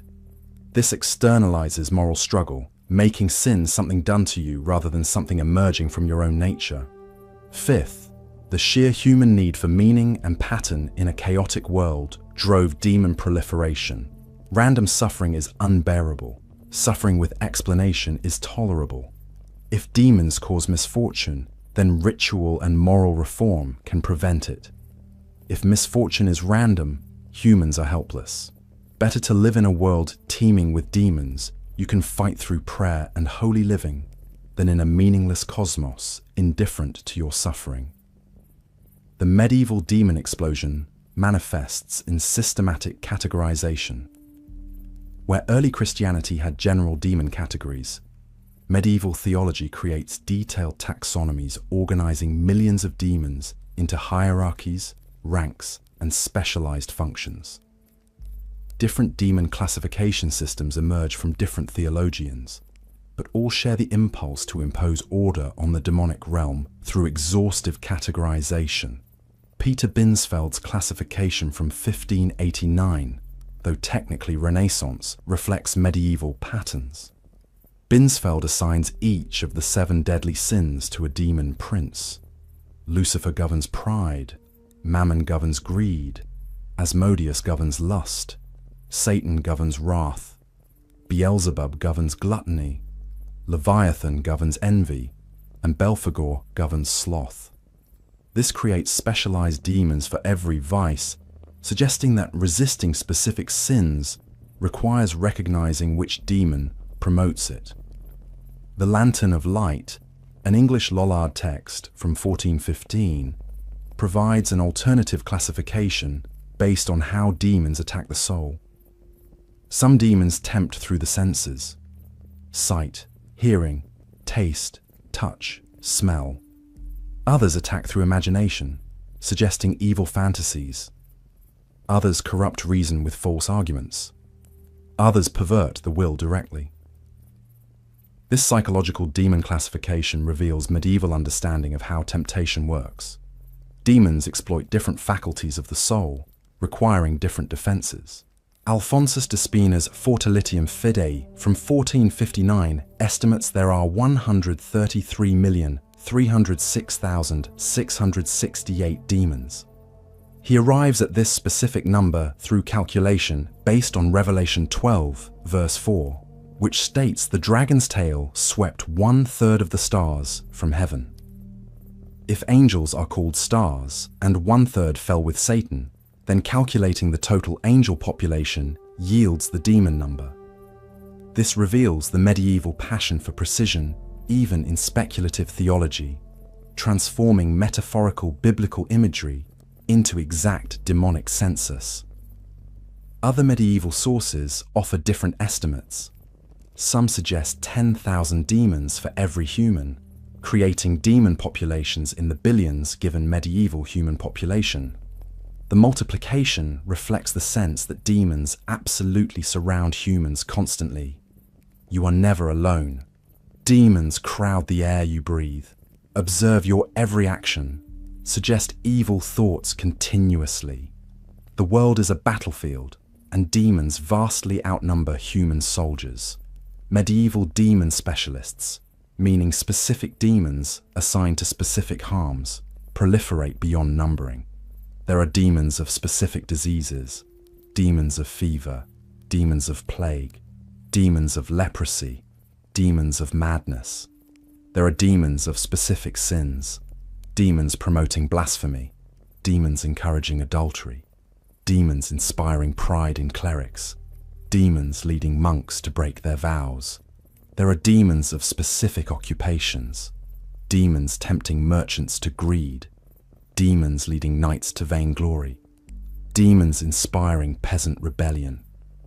There are demons of specific times and places, demons active at noon, demons haunting crossroads, demons dwelling in ruins. This specialization means every human experience potentially involves demonic presence. Do you feel ill? A disease demon afflicts you. Are you tempted to lust? The demon Asmodeus whispers suggestions. Are you proud of your learning? A demon of vainglory inflates your ego. Did you stub your toe? Perhaps a minor demon tripped you. Medieval consciousness is permeated with demonic explanation for everything from catastrophe to inconvenience. The devil's advocate role, which sounds like promoting evil, actually means the opposite in medieval church practice. When considering someone for sainthood, the church appointed a devil's advocate, promoter fidei in Latin, whose job was to argue against canonization by raising every possible doubt about miracles and virtues. This represents the medieval sense that demons can counterfeit miracles and inspire false piety, requiring rigorous skepticism even about apparently holy phenomena. Medieval literature and art depict demons omnipresent in daily life. Demons perch on shoulders, whispering temptations. Demons record sins in ledgers to be read at judgment. Demons lurk in taverns, encouraging drunkenness. Demons attend church services, looking for wandering attention during Mass. demons crowd deathbeds fighting with angels for souls. The medieval Christian lives, constantly observed by invisible demonic and angelic witnesses, recording every thought, word, and deed. Demon appearance in medieval art is instructive. Early Christian art rarely depicted demons, and when it did, showed them as fallen angels maintaining somewhat dignified angelic appearance despite their corruption. Medieval art makes demons grotesque. Animal features, horns, claws, tails, wings, hybrid forms, combining human and bestial. They are ugly because they are evil. Their corruption manifests physically. This reflects the medieval sense that evil should be visibly recognizable. That internal moral state has external signs. The development of detailed demon hierarchies in medieval grimoires, which you examined in your previous documentary, reflects the same categorizing impulse. If angels have 9 choirs organized in 3 hierarchies, as Pseudo-Dionysius taught, then fallen angels retaining their ranks create 9 demonic choirs in 3 hierarchies. Kings, dukes, princes, presidents, marquises, earls, all the feudal titles are projected onto hell, creating a demonic aristocracy mirroring earthly social structure. This makes demons comprehensible by making them familiar, organized like human society, but inverted toward evil. The medieval concept of demonic possession intensifies beyond New Testament examples. Possession becomes epidemic in medieval consciousness. Convents experience waves of apparent possession where nuns exhibit symptoms, speaking unknown languages, displaying supernatural strength, knowledge of hidden things, violent reactions to holy objects. The possessed require exorcism, elaborate church rituals, casting out demons through prayer, holy water, relics, and invocation of divine names. But medical historians analyzing medieval possession accounts note symptoms matching epilepsy, hysteria, dissociative disorders, and other neurological and psychological conditions. The question becomes, were demons causing symptoms, or were natural disorders interpreted as possession? The medieval framework had no concept of purely natural mental illness.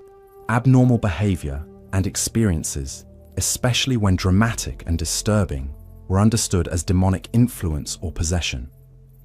This doesn't necessarily mean medieval people were wrong, but it does mean they interpreted a wide range of phenomena through a demonic lens that modern medicine interprets differently.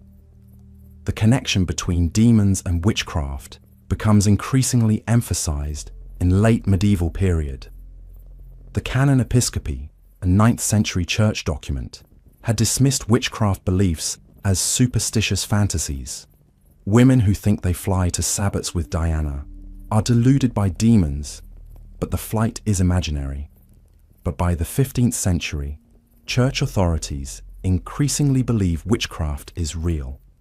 Witches make pacts with demons, receive demonic powers, worship Satan, and harm their neighbors through demonic agency. The Malleus Maleficarum, Hammer of Witches, written in 1486 by Heinrich Kramer and Jacob Sprenger, becomes the definitive witchcraft manual for prosecuting suspected witches. It assumes demons actively recruit human servants through pacts offering power in exchange for worship and obedience.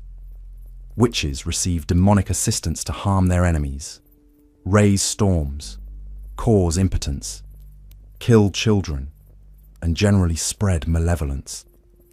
The text provides detailed instructions for identifying, interrogating through torture, and executing witches to eliminate demonic influence from Christian society. The witch trials that intensify from the 15th through 17th centuries, killing perhaps 40,000 to 60,000 people, mostly women, represent the ultimate expression of medieval demonic consciousness applied legally. If demons recruit human allies, identifying and eliminating those allies becomes urgent. Every misfortune, every suspicious event, every envious neighbor might indicate witchcraft. Torture produces confessions of impossible crimes, flying to sabbats, fornicating with demons, eating babies. These confessions under torture then validate the demonic framework, creating a self-reinforcing cycle of accusation, torture, confession, and execution. Medieval theories of how demons operate sexually with humans reveal the scholastic mind applied to impossible questions. Demons, being incorporeal, cannot reproduce or experience sexual pleasure, but demons can assume bodies and interact sexually with humans. The incubus demon assumes male form and has intercourse with women. The succubus demon assumes female form and has intercourse with men. Some theologians argue the same demon can perform both roles.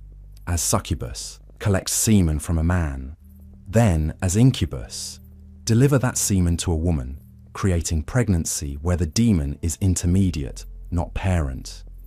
This elaborate theorizing about demon sexuality shows medieval commitment to systematic explanation, even of phenomena they had no way to actually observe. Demon temptation in medieval understanding follows systematic patterns. Demons study human weaknesses and customize temptations accordingly. A proud scholar will be tempted intellectually with subtle heresies. A simple peasant will be tempted with sensual desires. A wealthy merchant will be tempted with greed. A knight will be tempted with vainglory. Demons are patient, strategic, and persistent.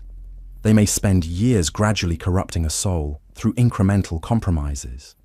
What begins as small concession ends in damnation. Medieval saints' lives are filled with demonic attacks. Saints see demons visibly, battle them physically, resist their temptations heroically. Anthony in the desert, as described by Athanasius, becomes the model. Demons attack as wild beasts, beautiful women, even Christ himself to deceive. The saint resists through prayer, fasting, scripture, and trust in God. The demons, despite their terrifying appearance and threats, cannot actually harm the saint who relies on divine protection. This provides model for ordinary Christians. You too can resist demons through holy living and trust in God. The medieval church develops extensive defenses against demons.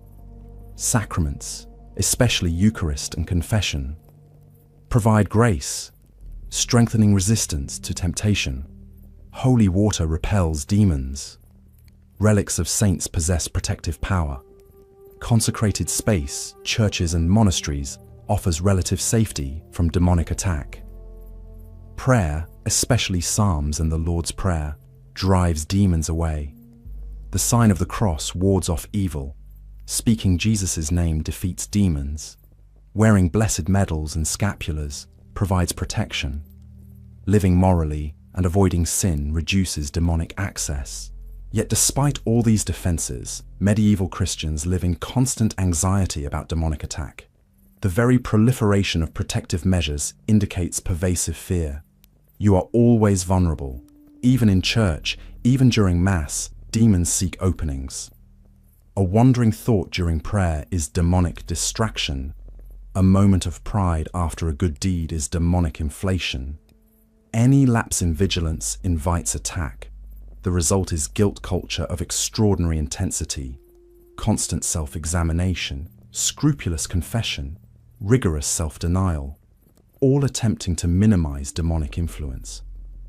The late medieval period sees increasing systematization of demon knowledge through grimoires and learned magic, as you discussed in your Grimoires documentary. What we add here is that this magical systematization reflects the same categorizing impulse as the theological demon taxonomies. If demons can be named, numbered, catalogued with their specific powers and weaknesses, then they can be controlled through proper technique. Magic represents the attempt to use demon power for human ends, by compelling demons to serve through knowledge of their true names and the authority of divine names that bind them. The medieval demon explosion reveals profound anxiety about evil's pervasiveness and power. Unlike the ancient Mesopotamian acceptance of spirits as simply part of reality to be managed, Medieval Christianity sees demons as active, malevolent enemies in cosmic war. Unlike the relatively bounded demon populations of early Christianity, medieval demons number in the millions and specialize in every conceivable harm. The result is a world where evil is both omnipresent and personified, where suffering always has an agent to blame, and where vigilance can never cease.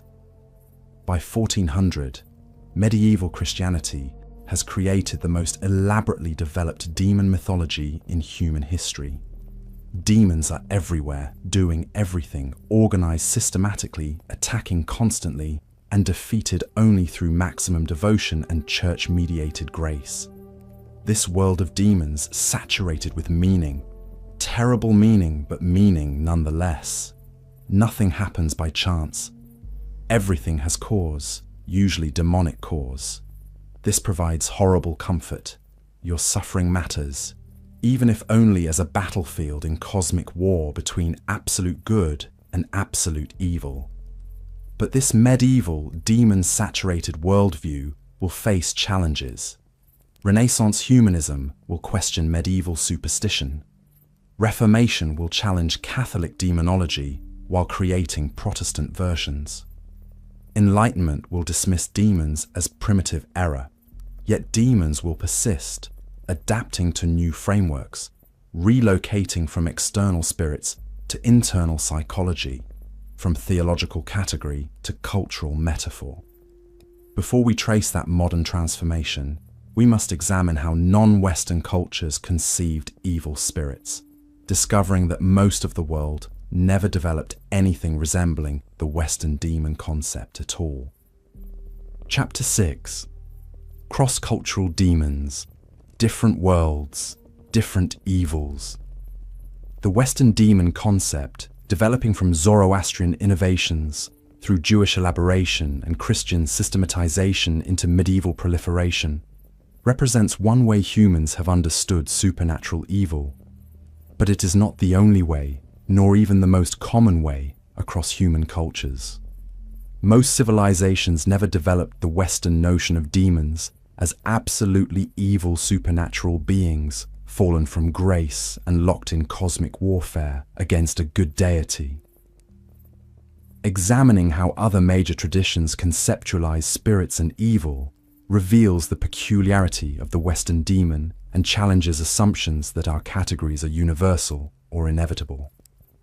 Hindu tradition, one of the oldest continuous religious traditions, includes beings called asuras, who are often translated as demons, but who actually represent something quite different from Christian demons. The Sanskrit word asura originally meant powerful divine being, etymologically related to the old Persian Ahura in Ahura Mazda.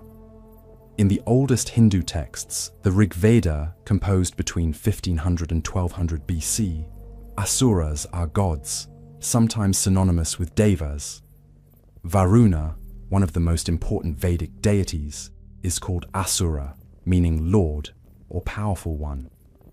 But by the time of later Vedic texts in the great Hindu epics, the Mahabharata and Ramayana, composed between 400 BC and 400 AD, asuras have become opponents of the devas, the gods. Yet crucially, asuras are not absolutely evil in Christian sense. They are rivals, opponents, sometimes enemies, but they possess virtues, can be righteous, and are not irredeemably corrupted. The Hindu cosmology describes ongoing struggle between devas and asuras for supremacy. Both were born from the creator god Prajapati, or emerged from the churning of the cosmic ocean. Both possess power and intelligence. The difference is not moral but temperamental and metaphysical. Devas generally support dharma, cosmic and social order. Asuras generally oppose or disrupt dharma.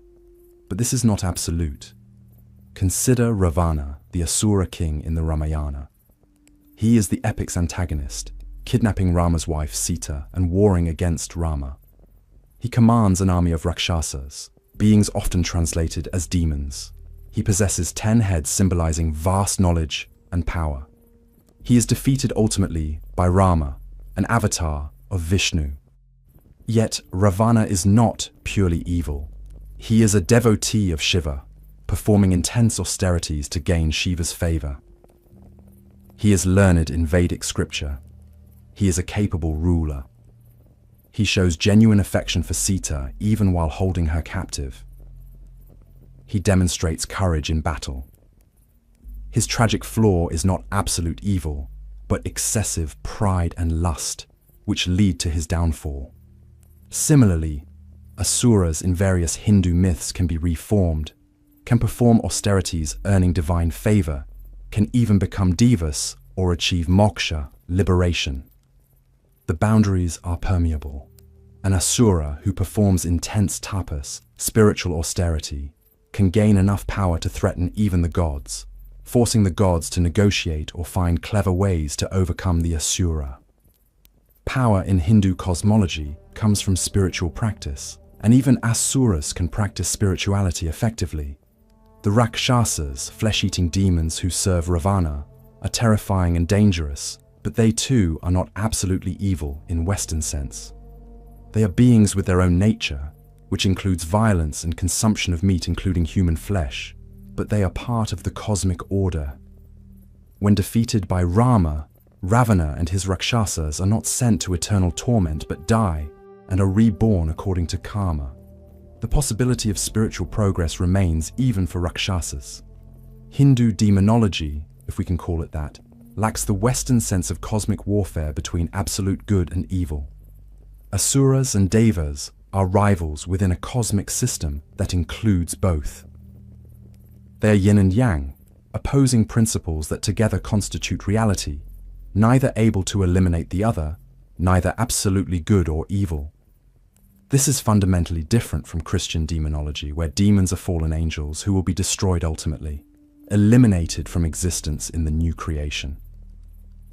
Hindu asuras are eternal aspects of cosmos itself. Buddhism offers even more radical reconceptualization. Mara, the demon who tempts Buddha, is both external being and internal delusion. Mara appears to Siddhartha Gautama during his meditation under the Bodhi tree, attempting to prevent his enlightenment. Mara sends his daughters to seduce Buddha. He threatens him with armies. He questions Buddha's right to attempt enlightenment. Buddha defeats Mara not through invoking divine power, but through touching the earth, calling the earth to witness his merit from countless previous lives. Mara retreats defeated. But who or what is Mara? Traditional Buddhist narrative treats Mara as an actual being, the personification of death and desire, who rules the realm of sensory pleasure and who opposes enlightenment because enlightenment frees beings from his control. But Buddhist philosophy, particularly in Mahayana tradition, interprets Mara psychologically. Mara represents ego-clinging, attachment to self, desire for pleasure and permanence, fear of death and change. Fighting Mara means confronting these mental obscurations, not battling external demons. Tibetan Buddhism develops extensive demon imagery, but interprets it primarily psychologically. The wrathful deities depicted in Tibetan Thangkas, paintings used in meditation, appear terrifying. Multiple heads, arms holding weapons, surrounded by flames, wearing skulls and bones, trampling corpses. But these are not demons. They are enlightened beings appearing in wrathful form to destroy ego and delusion. The demons in Tibetan Buddhism are obstacles to enlightenment, and these obstacles are primarily mental. The Tibetan Buddhist practice of chod, cutting, involves meditating in frightening places like charnel grounds and ritually offering your body to demons. The practitioner visualizes demons devouring their flesh and bones. This is not literal demon feeding, but confronting and integrating ego clinging and fear of death. The demons are internal, and feeding them means recognizing their claims on you and releasing attachment to self. Machig Labdrön, the 11th century Tibetan yogini, who systematized chod, taught feeding your demons as a practice of recognizing mental demons, hunger, anger, jealousy, giving them form in visualization, asking what they need, and satisfying them. Once demons are fed, they transform into allies or simply dissolve. This is radically different from Christian exorcism, which casts demons out. Tibetan practice integrates and transforms them. The philosophical question in Buddhism is whether demons exist externally or only internally. Different Buddhist schools answer differently. Some treat demons as actual beings in various realms of samsara, cyclic existence. Others treat demons as purely mental projections. Most suggest both are partially correct. Mind and world are not as separate as we assume, and demons may be simultaneously mental and real without contradiction. Japanese Shinto tradition includes oni, beings often translated as demons or ogres. Oni appear in Japanese folklore as large, fearsome beings with horns, sharp teeth, carrying iron clubs. They cause disasters, disease, and misfortune. They abduct and eat people. They are dangerous and feared. But oni are not absolutely evil. They are kami, spirits or divinities who happen to have destructive nature. Some oni are protective, guarding against other evil spirits. Some are former humans who died angry and became oni. Some are nature spirits of storms or mountains. The Shinto worldview does not divide spirits into good and evil in absolute binary. Kami can be benevolent or malevolent, helpful or harmful, depending on circumstances and how they are treated. Oni are dangerous kami, but they remain kami, and they can be appeased through offerings and rituals. They are not fallen beings awaiting destruction, but permanent aspects of the spirit world requiring management. Buddhist influence in Japan adds layers to oni concepts. Some Buddhist texts describe oni as beings in hell realms, torturing the wicked, making them more similar to Western demons. But even in Buddhist context, oni are not absolutely evil. They are beings in samsara performing functions according to karma.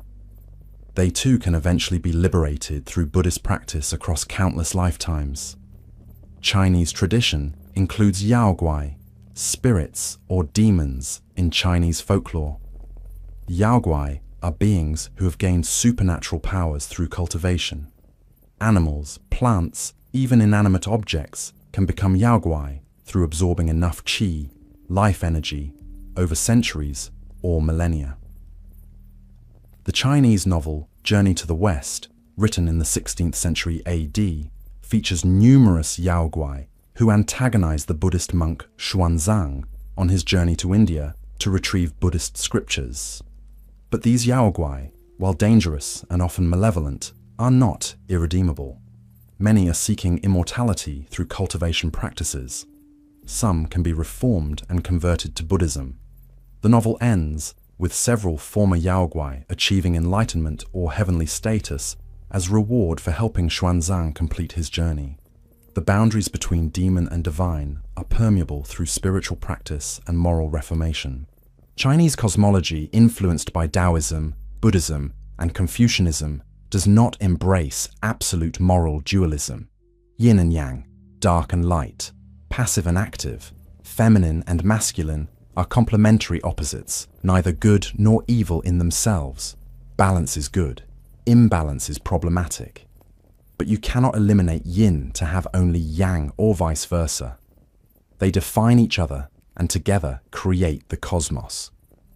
Demons in Chinese tradition are beings out of balance, pursuing power without virtue, harming others for selfish gain.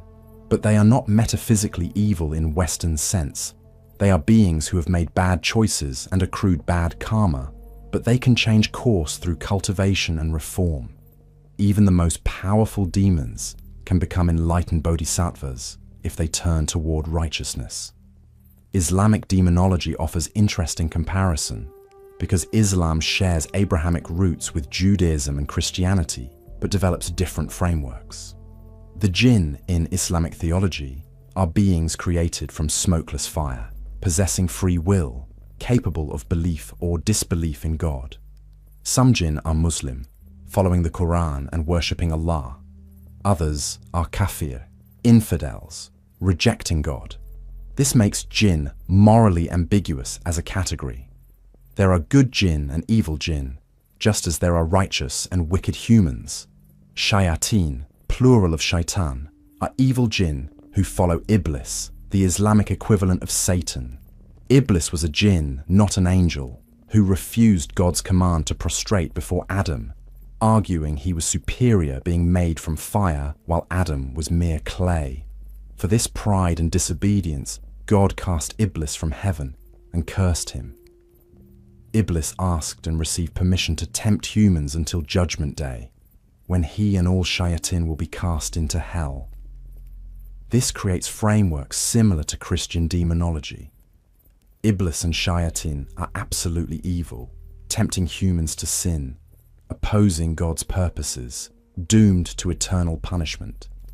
But jinn as category are not demons.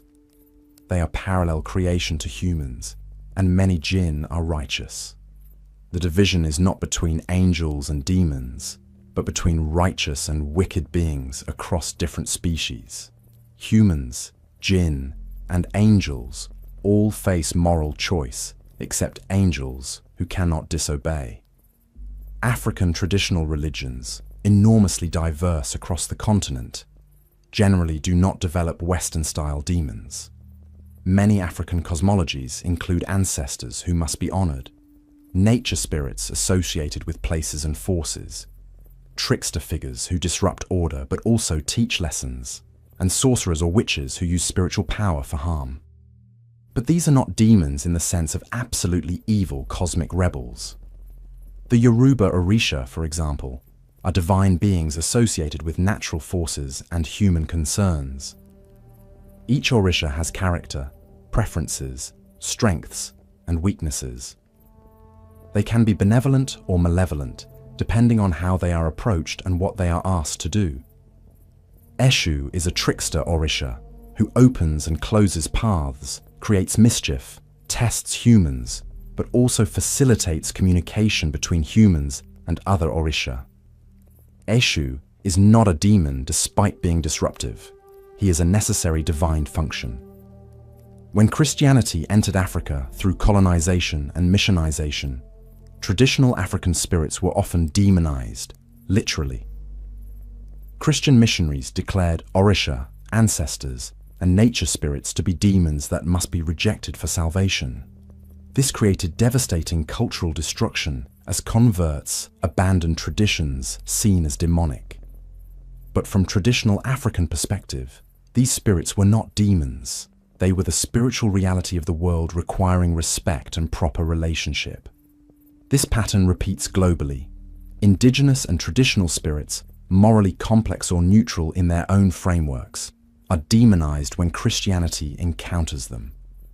The gods of conquered peoples become the demons of the conquerors. This is not new. We saw Christianity do this to Greco-Roman deities. But recognizing this pattern reveals that demon, as category, is as much about power and religious competition as about spiritual reality. Calling something a demon is not neutral description, but theological weapon delegitimizing religious rivals. The comparative analysis reveals that Western demon concept, with its absolute moral dualism, fallen angel mythology, cosmic warfare, and ultimate destruction, is culturally specific, not universal. Most human civilizations developed different frameworks, morally ambiguous spirits requiring management, rival divine forces in eternal balance, psychological projections to be integrated, or nature spirits reflecting the dangerous aspects of the world. This does not mean Western demons are wrong and other frameworks are right, or vice versa. It means humans conceptualize supernatural evil differently depending on their theological frameworks, cultural values, and historical experiences.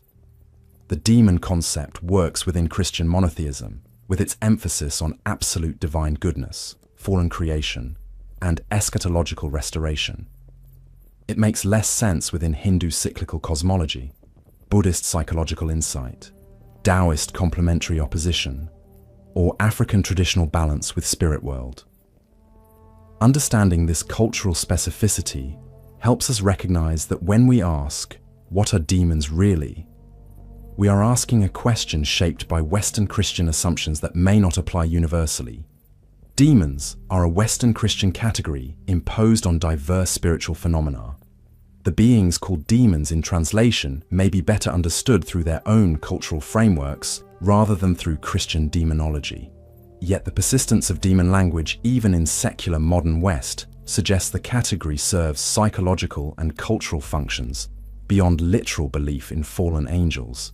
Demons, as concept, provide language for discussing evil's psychological reality, social manifestations, and existential challenge, regardless of whether supernatural beings exist. This psychological and cultural function of demons is where we turn next, examining how modern thought relocated demons from external spiritual realm to internal psychological space, without eliminating them but rather transforming what they mean. Chapter 7. Psychological Demons, when demons moved inside. The 20th century witnesses a remarkable transformation. Demons relocate from external supernatural realm to internal psychological space. This does not necessarily mean demons cease to exist as literal beings, though many modern people conclude that. It means that even for those who maintain traditional belief, psychological understandings of demons become unavoidable and compelling.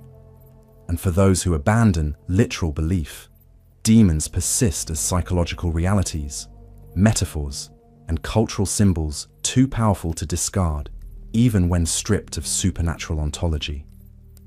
Sigmund Freud, though he dismisses demons as primitive projections, creates psychoanalytic theory that mirrors demon discourse remarkably.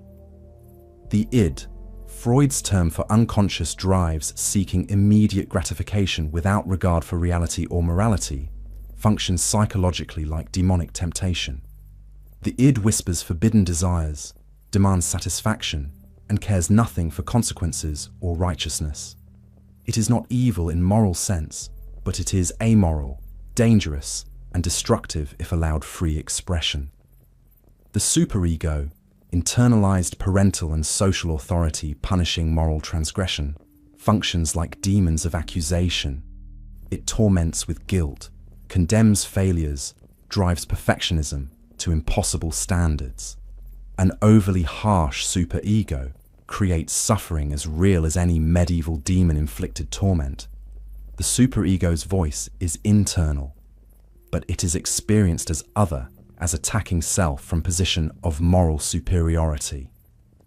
Freud's goal in psychoanalysis is making the unconscious conscious, bringing id drives into ego awareness, where they can be managed rationally. This is structurally similar to exorcism, naming the demon, confronting it, and gaining control over it. Freud explicitly compares psychoanalysis to exorcism, though he considers exorcism primitive error. Yet the parallel is undeniable. Both identify troubling internal forces experienced as alien, both name and confront them, both aim to restore healthy psychological functioning. Carl Jung develops more explicitly spiritual psychology while maintaining scientific framework. Jung's concept of the shadow, the repressed dark aspects of personality relegated to unconscious, functions remarkably like personal demons. The shadow contains traits, desires, and capacities we reject as incompatible with our self-image. We project shadow contents onto others, seeing in them the evil we deny in ourselves. The shadow attacks from within through neurotic symptoms, addictive behaviors, and self-sabotage. Jung's approach to the shadow differs fundamentally from exorcism. Rather than casting out the shadow, Jung advocates integrating it. The shadow contains not only negative traits, but also vitality, creativity, and power. Rejecting the shadow impoverishes personality. Acknowledging shadow contents, accepting them as part of yourself, and integrating them into conscious awareness creates wholeness. This is radically different from demon exorcism, which aims to expel evil, but it is parallel to Tibetan Buddhist demon-feeding practices, which integrate rather than reject. Jung's work with psychotic patients at Burghölzli Hospital in the early 1900s involved extensive engagement with what patients described as demons and possessing spirits. Jung took these experiences seriously as psychological realities without necessarily affirming their literal existence as external entities. A patient claiming demon possession might be experiencing autonomous complex, a split-off part of the psyche with its own agency and agenda. Treating the complex as if it were a demon, addressing it, negotiating with it, can be therapeutically effective regardless of ontological status. Jung's own encounter with the unconscious, documented in the Red Book composed between 1913 and 1930, but not published until 2009, includes visionary encounters with autonomous figures Jung experienced as having independent existence. Philemon, an old man with wings, appeared to Jung and conversed with him, teaching him about psychological realities Jung had not consciously formulated. Jung writes that Philemon seemed utterly real, external, independent. Jung intellectually understood Philemon as an aspect of his own psyche, yet the experience was of encountering another being. This ambiguity, are autonomous psychological contents internal or external, becomes central to modern demon discourse. Jungian psychology suggests the question is false dichotomy. The psyche is not entirely inside the individual. Archetypal contents, patterns emerging from the collective unconscious, shared by all humans, are simultaneously within and beyond individual consciousness. Demons, in this framework, might be archetypal contents, the dark counterpoint to angelic archetypes, manifestations of the collective shadow, the human species' repressed evil-given form. James Hillman, Jung's student who developed archetypal psychology in the late 20th century, advocates a polytheistic psychology, explicitly recalling ancient paganism. The psyche contains multiple autonomous centers of consciousness, different complexes and archetypal figures, each with its own perspective and needs. This is remarkably similar to ancient worldviews with multiple spirits and gods. Hillman argues monotheism's insistence on unity falsifies psychological reality. We are not unified selves, but multiplicities, and demons are some of the autonomous personalities inhabiting our psyches. Hillman even suggests we should honor our demons rather than trying to eliminate them. Demons, understood as autonomous psychological complexes representing rejected aspects of self, have legitimate claims on us. They become destructive when denied and repressed. Acknowledged and given appropriate place, they contribute to psychological wholeness. This therapeutic demon feeding recalls Tibetan Buddhist practice and contrasts starkly with Christian exorcism's assumption that demons must be expelled. The diagnosis of dissociative identity disorder, formerly called multiple personality disorder, raises fascinating questions about demons and psychology. Patients with DID experience themselves as containing multiple distinct personalities called alters, each with its own memories, behaviors, and characteristics. Typically, DID develops in response to severe childhood trauma, particularly sexual abuse. The child's psyche fractures into different parts as a survival mechanism, walling off traumatic memories in alter personalities. Some DID alters are described by patients and therapists as demonic. They appear as hostile, destructive, violent, opposed to the host personality and to therapeutic healing. These demonic alters may have names taken from traditional demonology. They may claim to be actual demons possessing the patient. They may display supernatural knowledge, speaking languages the patient never learned or revealing information they should not know. How do we interpret this phenomenon? Skeptical psychiatrists argue DID patients are suggestible individuals unconsciously creating personalities based on cultural expectations, therapist suggestions, and exposure to media portrayals of possession. DID itself is controversial diagnosis, with some psychiatrists questioning whether it exists independently of therapeutic suggestion. Traditional religious interpreters argue that what psychiatry calls DID is actually demonic possession, that demons create alter personalities, or that trauma opens victims to demonic attachment. Exorcists report that delivered patients' DID symptoms resolve completely, suggesting supernatural rather than psychological explanation. A third interpretation suggests both are partially right. Severe trauma fragments the psyche in ways that make the person vulnerable to spiritual attack, or create psychological configurations that function like possession, whether or not actual entities are involved. Demons might be simultaneously psychological realities and spiritual entities, the boundary between them unclear. The question of addiction as demon possession represents another modern psychological demon locus. 12-step programs, beginning with Alcoholics Anonymous, founded in 1935, describe addiction as progressive disease and spiritual malady. Addicts in recovery commonly describe their addiction as if it were a demon. It whispers lies, compels behavior against the addict's will, isolates and destroys, and can only be overcome through spiritual surrender to higher power and ongoing vigilance. The language is remarkably similar to traditional demon possession. The addict experiences the addiction as other, as alien to their true self, as having agency and intelligence, as pursuing their destruction. Recovery requires recognizing the addiction's voice as not your own, refusing its demands, and invoking power greater than yourself to resist it. This is structurally identical to exorcism, even when conceived in purely psychological and spiritual terms, without literal demons. Contemporary trauma therapy increasingly recognizes that severe trauma creates internal fragmentation, experienced as persecutory voices, intrusive thoughts, and self-destructive urges that feel demonic.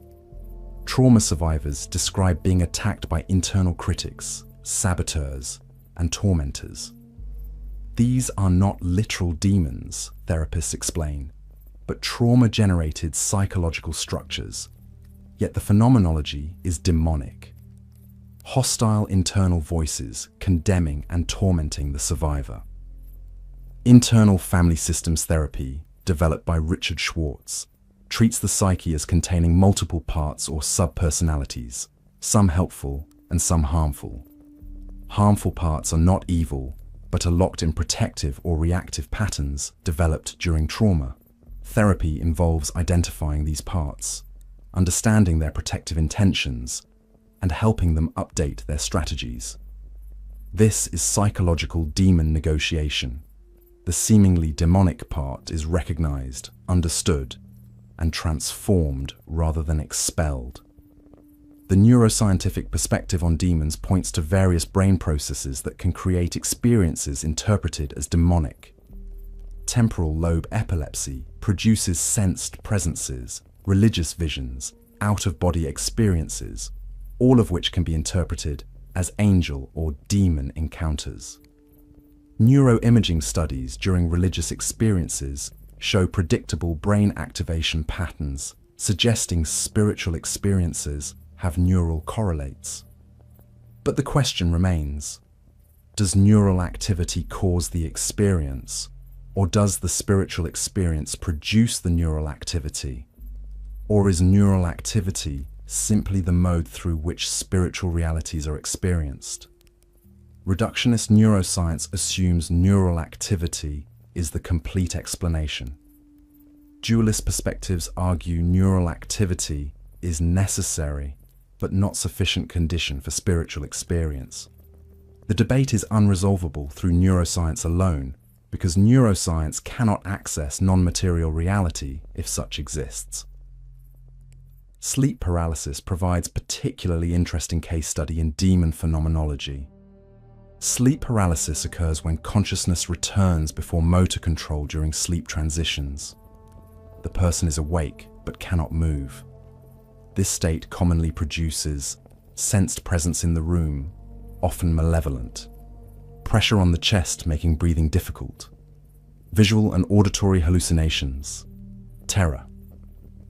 Cultures worldwide interpret sleep paralysis as demon attack. Incubus demons in European tradition, Kanashibari in Japan, Hamong spirit dabbed zog. Modern neuroscience explains sleep paralysis as entirely natural process. Paralysis prevents acting out dreams. Sometimes consciousness returns while paralysis persists. The brain creates explanations for the experience by generating presences and threats. No demons required. Yet the experience is so universally interpreted as demonic attack that we must ask whether the experience itself predisposes humans to demon concepts, or whether demon concepts shape interpretation of the experience, or both. The psychiatric concept of possession trance in DSM-5, the Diagnostic Manual, recognizes that some cultures interpret altered states as possession by spirits or demons. The manual distinguishes between culturally normative possession trance, which is expected and valued in certain contexts, and pathological possession trance, which causes distress and impairment. This attempts to respect cultural diversity while providing diagnostic framework. But the framework remains Western, clinical, and ultimately skeptical about actual possession. The assumption is that possession trance is a dissociative state, a psychological process, not actual demon inhabitation. Traditional cultures might reverse the diagnosis.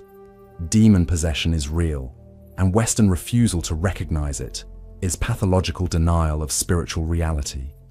Who is right depends on unprovable metaphysical assumptions about whether demons exist.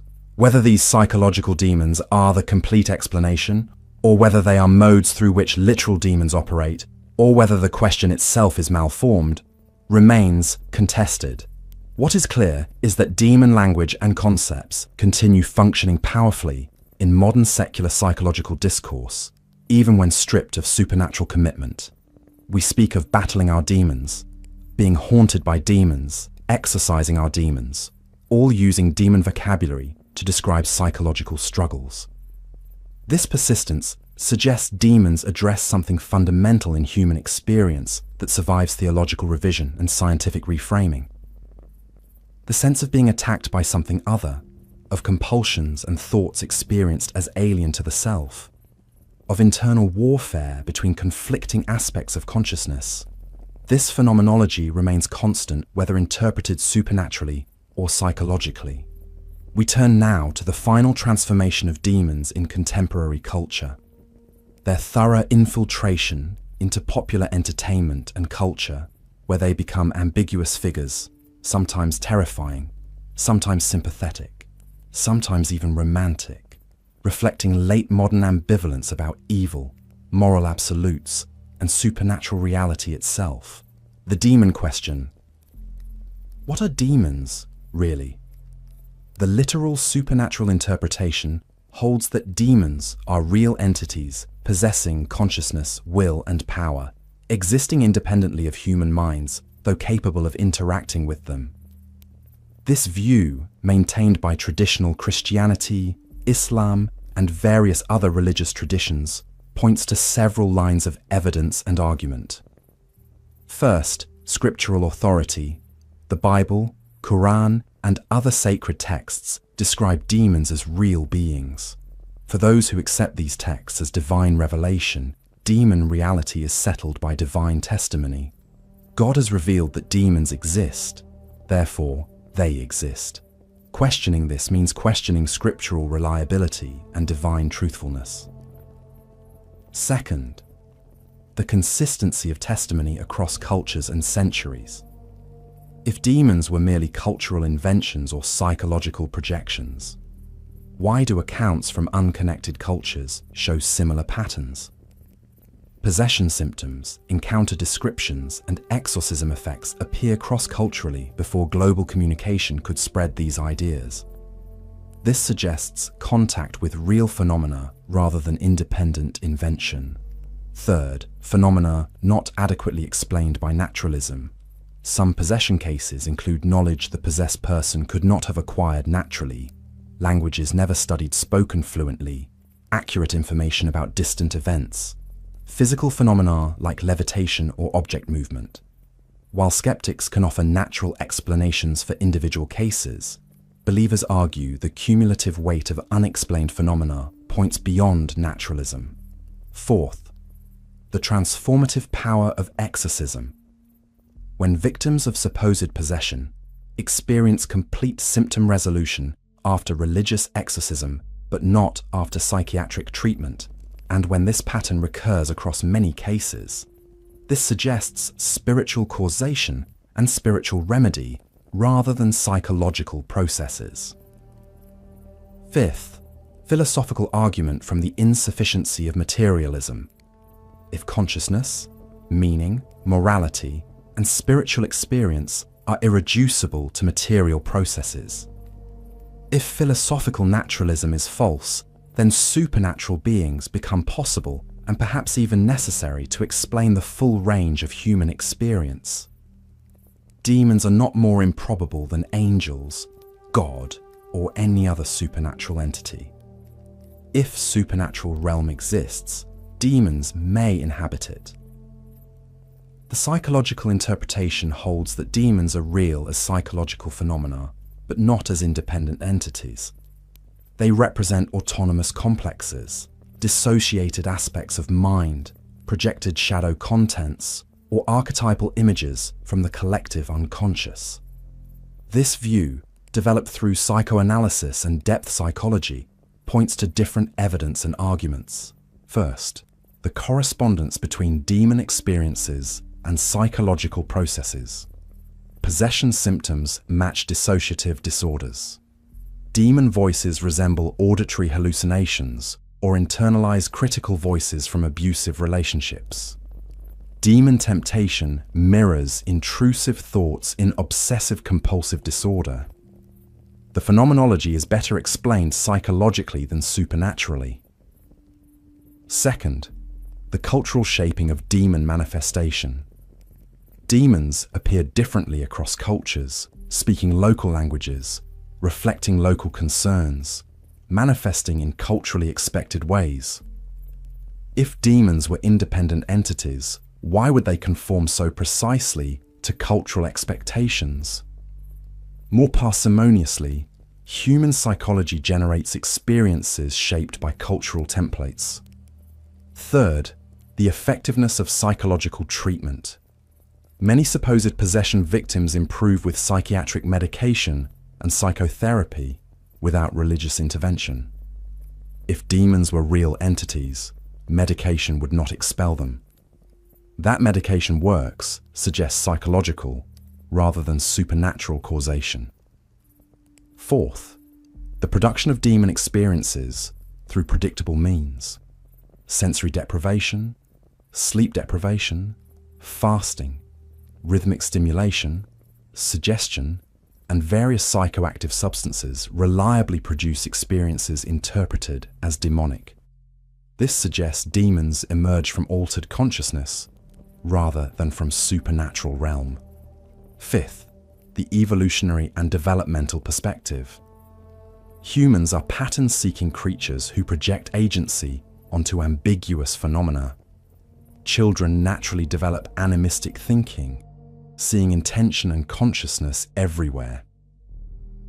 Demon belief might represent evolutionary psychological tendency toward hyperactive agency detection combined with cultural elaboration rather than contact with actual entities.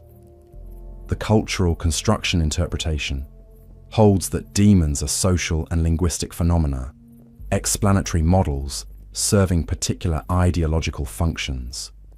This view, common in sociology and anthropology, analyzes demon belief without taking position on supernatural reality.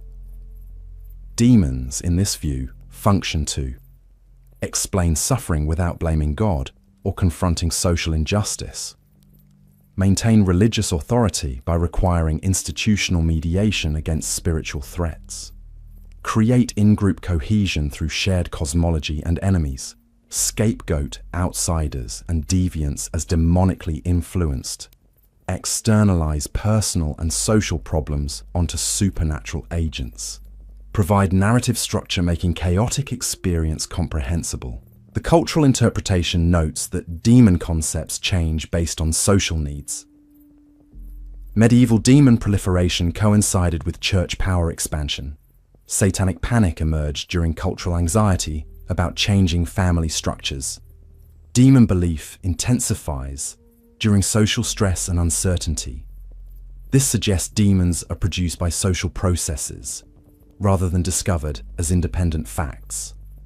But these three interpretations, literal supernatural, psychological projection, and cultural construction, are not necessarily exclusive. Might demons be all three simultaneously? This integrative perspective suggests demons might exist as real spiritual entities who interact with human psychology in ways that are culturally mediated. The spiritual entity is real, but how humans experience and interpret that entity depends on psychological capacities and cultural frameworks. Just as God might be real yet experienced differently through various religious traditions, demons might be real yet manifest differently through various psychological and cultural filters. This explains both the cross-cultural consistency, suggesting real phenomenon, and the cultural diversity, suggesting human construction. The phenomenon is real, but is always experienced through human consciousness, which is psychologically and culturally shaped. We have no unmediated access to supernatural reality. All experience is interpreted through human faculties. This does not make demons less real, but makes their reality complex and multi-layered. The question of demon reality might be empirically undecidable. We cannot design experiments that would definitively prove or disprove independent supernatural entities. Any purported evidence of demons can be explained psychologically or sociologically. Any psychological or sociological explanation can be reinterpreted as the mode through which demons operate. We are left with competing interpretive frameworks that cannot be adjudicated through evidence alone, but require metaphysical commitments about the nature of reality. Perhaps the demon question is the wrong question. Instead of asking, do demons exist, we might ask, what is the relationship between psychological, social, and spiritual dimensions of reality? Are these separate domains or interconnected aspects of unified reality? Can something be simultaneously psychological and spiritual without contradiction? Might the mind-body problem and the natural-supernatural problem both reflect false dichotomies imposed by modern Western thought? Many traditional cultures do not sharply distinguish mental and spiritual, individual and communal, psychological and supernatural. What Westerners separate into discrete categories, they experience as unified. Possession might be simultaneously psychological crisis and spiritual attack without contradiction. Demons might be both internal complexes and external entities, or perhaps the very distinction between internal and external is less absolute than we assume. The phenomenology of demon experience deserves respect regardless of ontological status. People who experience demonic attack are really suffering. Whether demons are literal entities, psychological processes, or cultural constructs, the suffering is real and demands compassionate response. Dismissing sufferers as deluded or mentally ill without understanding their experience from inside their framework is both disrespectful and therapeutically unhelpful. Similarly, those who maintain literal demon belief deserve respect even from those who disagree. Demon belief is not necessarily ignorant superstition. Many demon believers are intelligent, educated, and thoughtful. They have reasons for their belief, scriptural authority they accept, personal experiences they interpret religiously, philosophical objections to materialism, community traditions they value. Condescending dismissal prevents dialogue and understanding. This is the complete history of demons. The story ends here, but the demons, in whatever form they take, will persist as long as humans exist to fear, fight, doubt, and imagine them. And perhaps that is exactly what they are. Imagination given form, fear given name, evil given face, mystery given meaning. Or perhaps they are more, beings beyond our understanding, ancient enemies waiting in the dark, real as the night and twice as terrible. We cannot know. We can only continue the conversation across generations, honoring those who came before, acknowledging those who believe differently, and maintaining humility before mysteries that may be forever beyond human comprehension. The demons remain, question marks written in shadows, challenging us to decide what we believe about the nature of reality, the source of evil, and the boundaries of the possible. Thank you for traveling through 5 millennia of demon history. May you find in this investigation whatever truth, insight, wisdom, or at least understanding it offers. And may you face whatever demons, literal or metaphorical, haunt your own life with courage, curiosity, and compassion. This concludes the complete history of demons.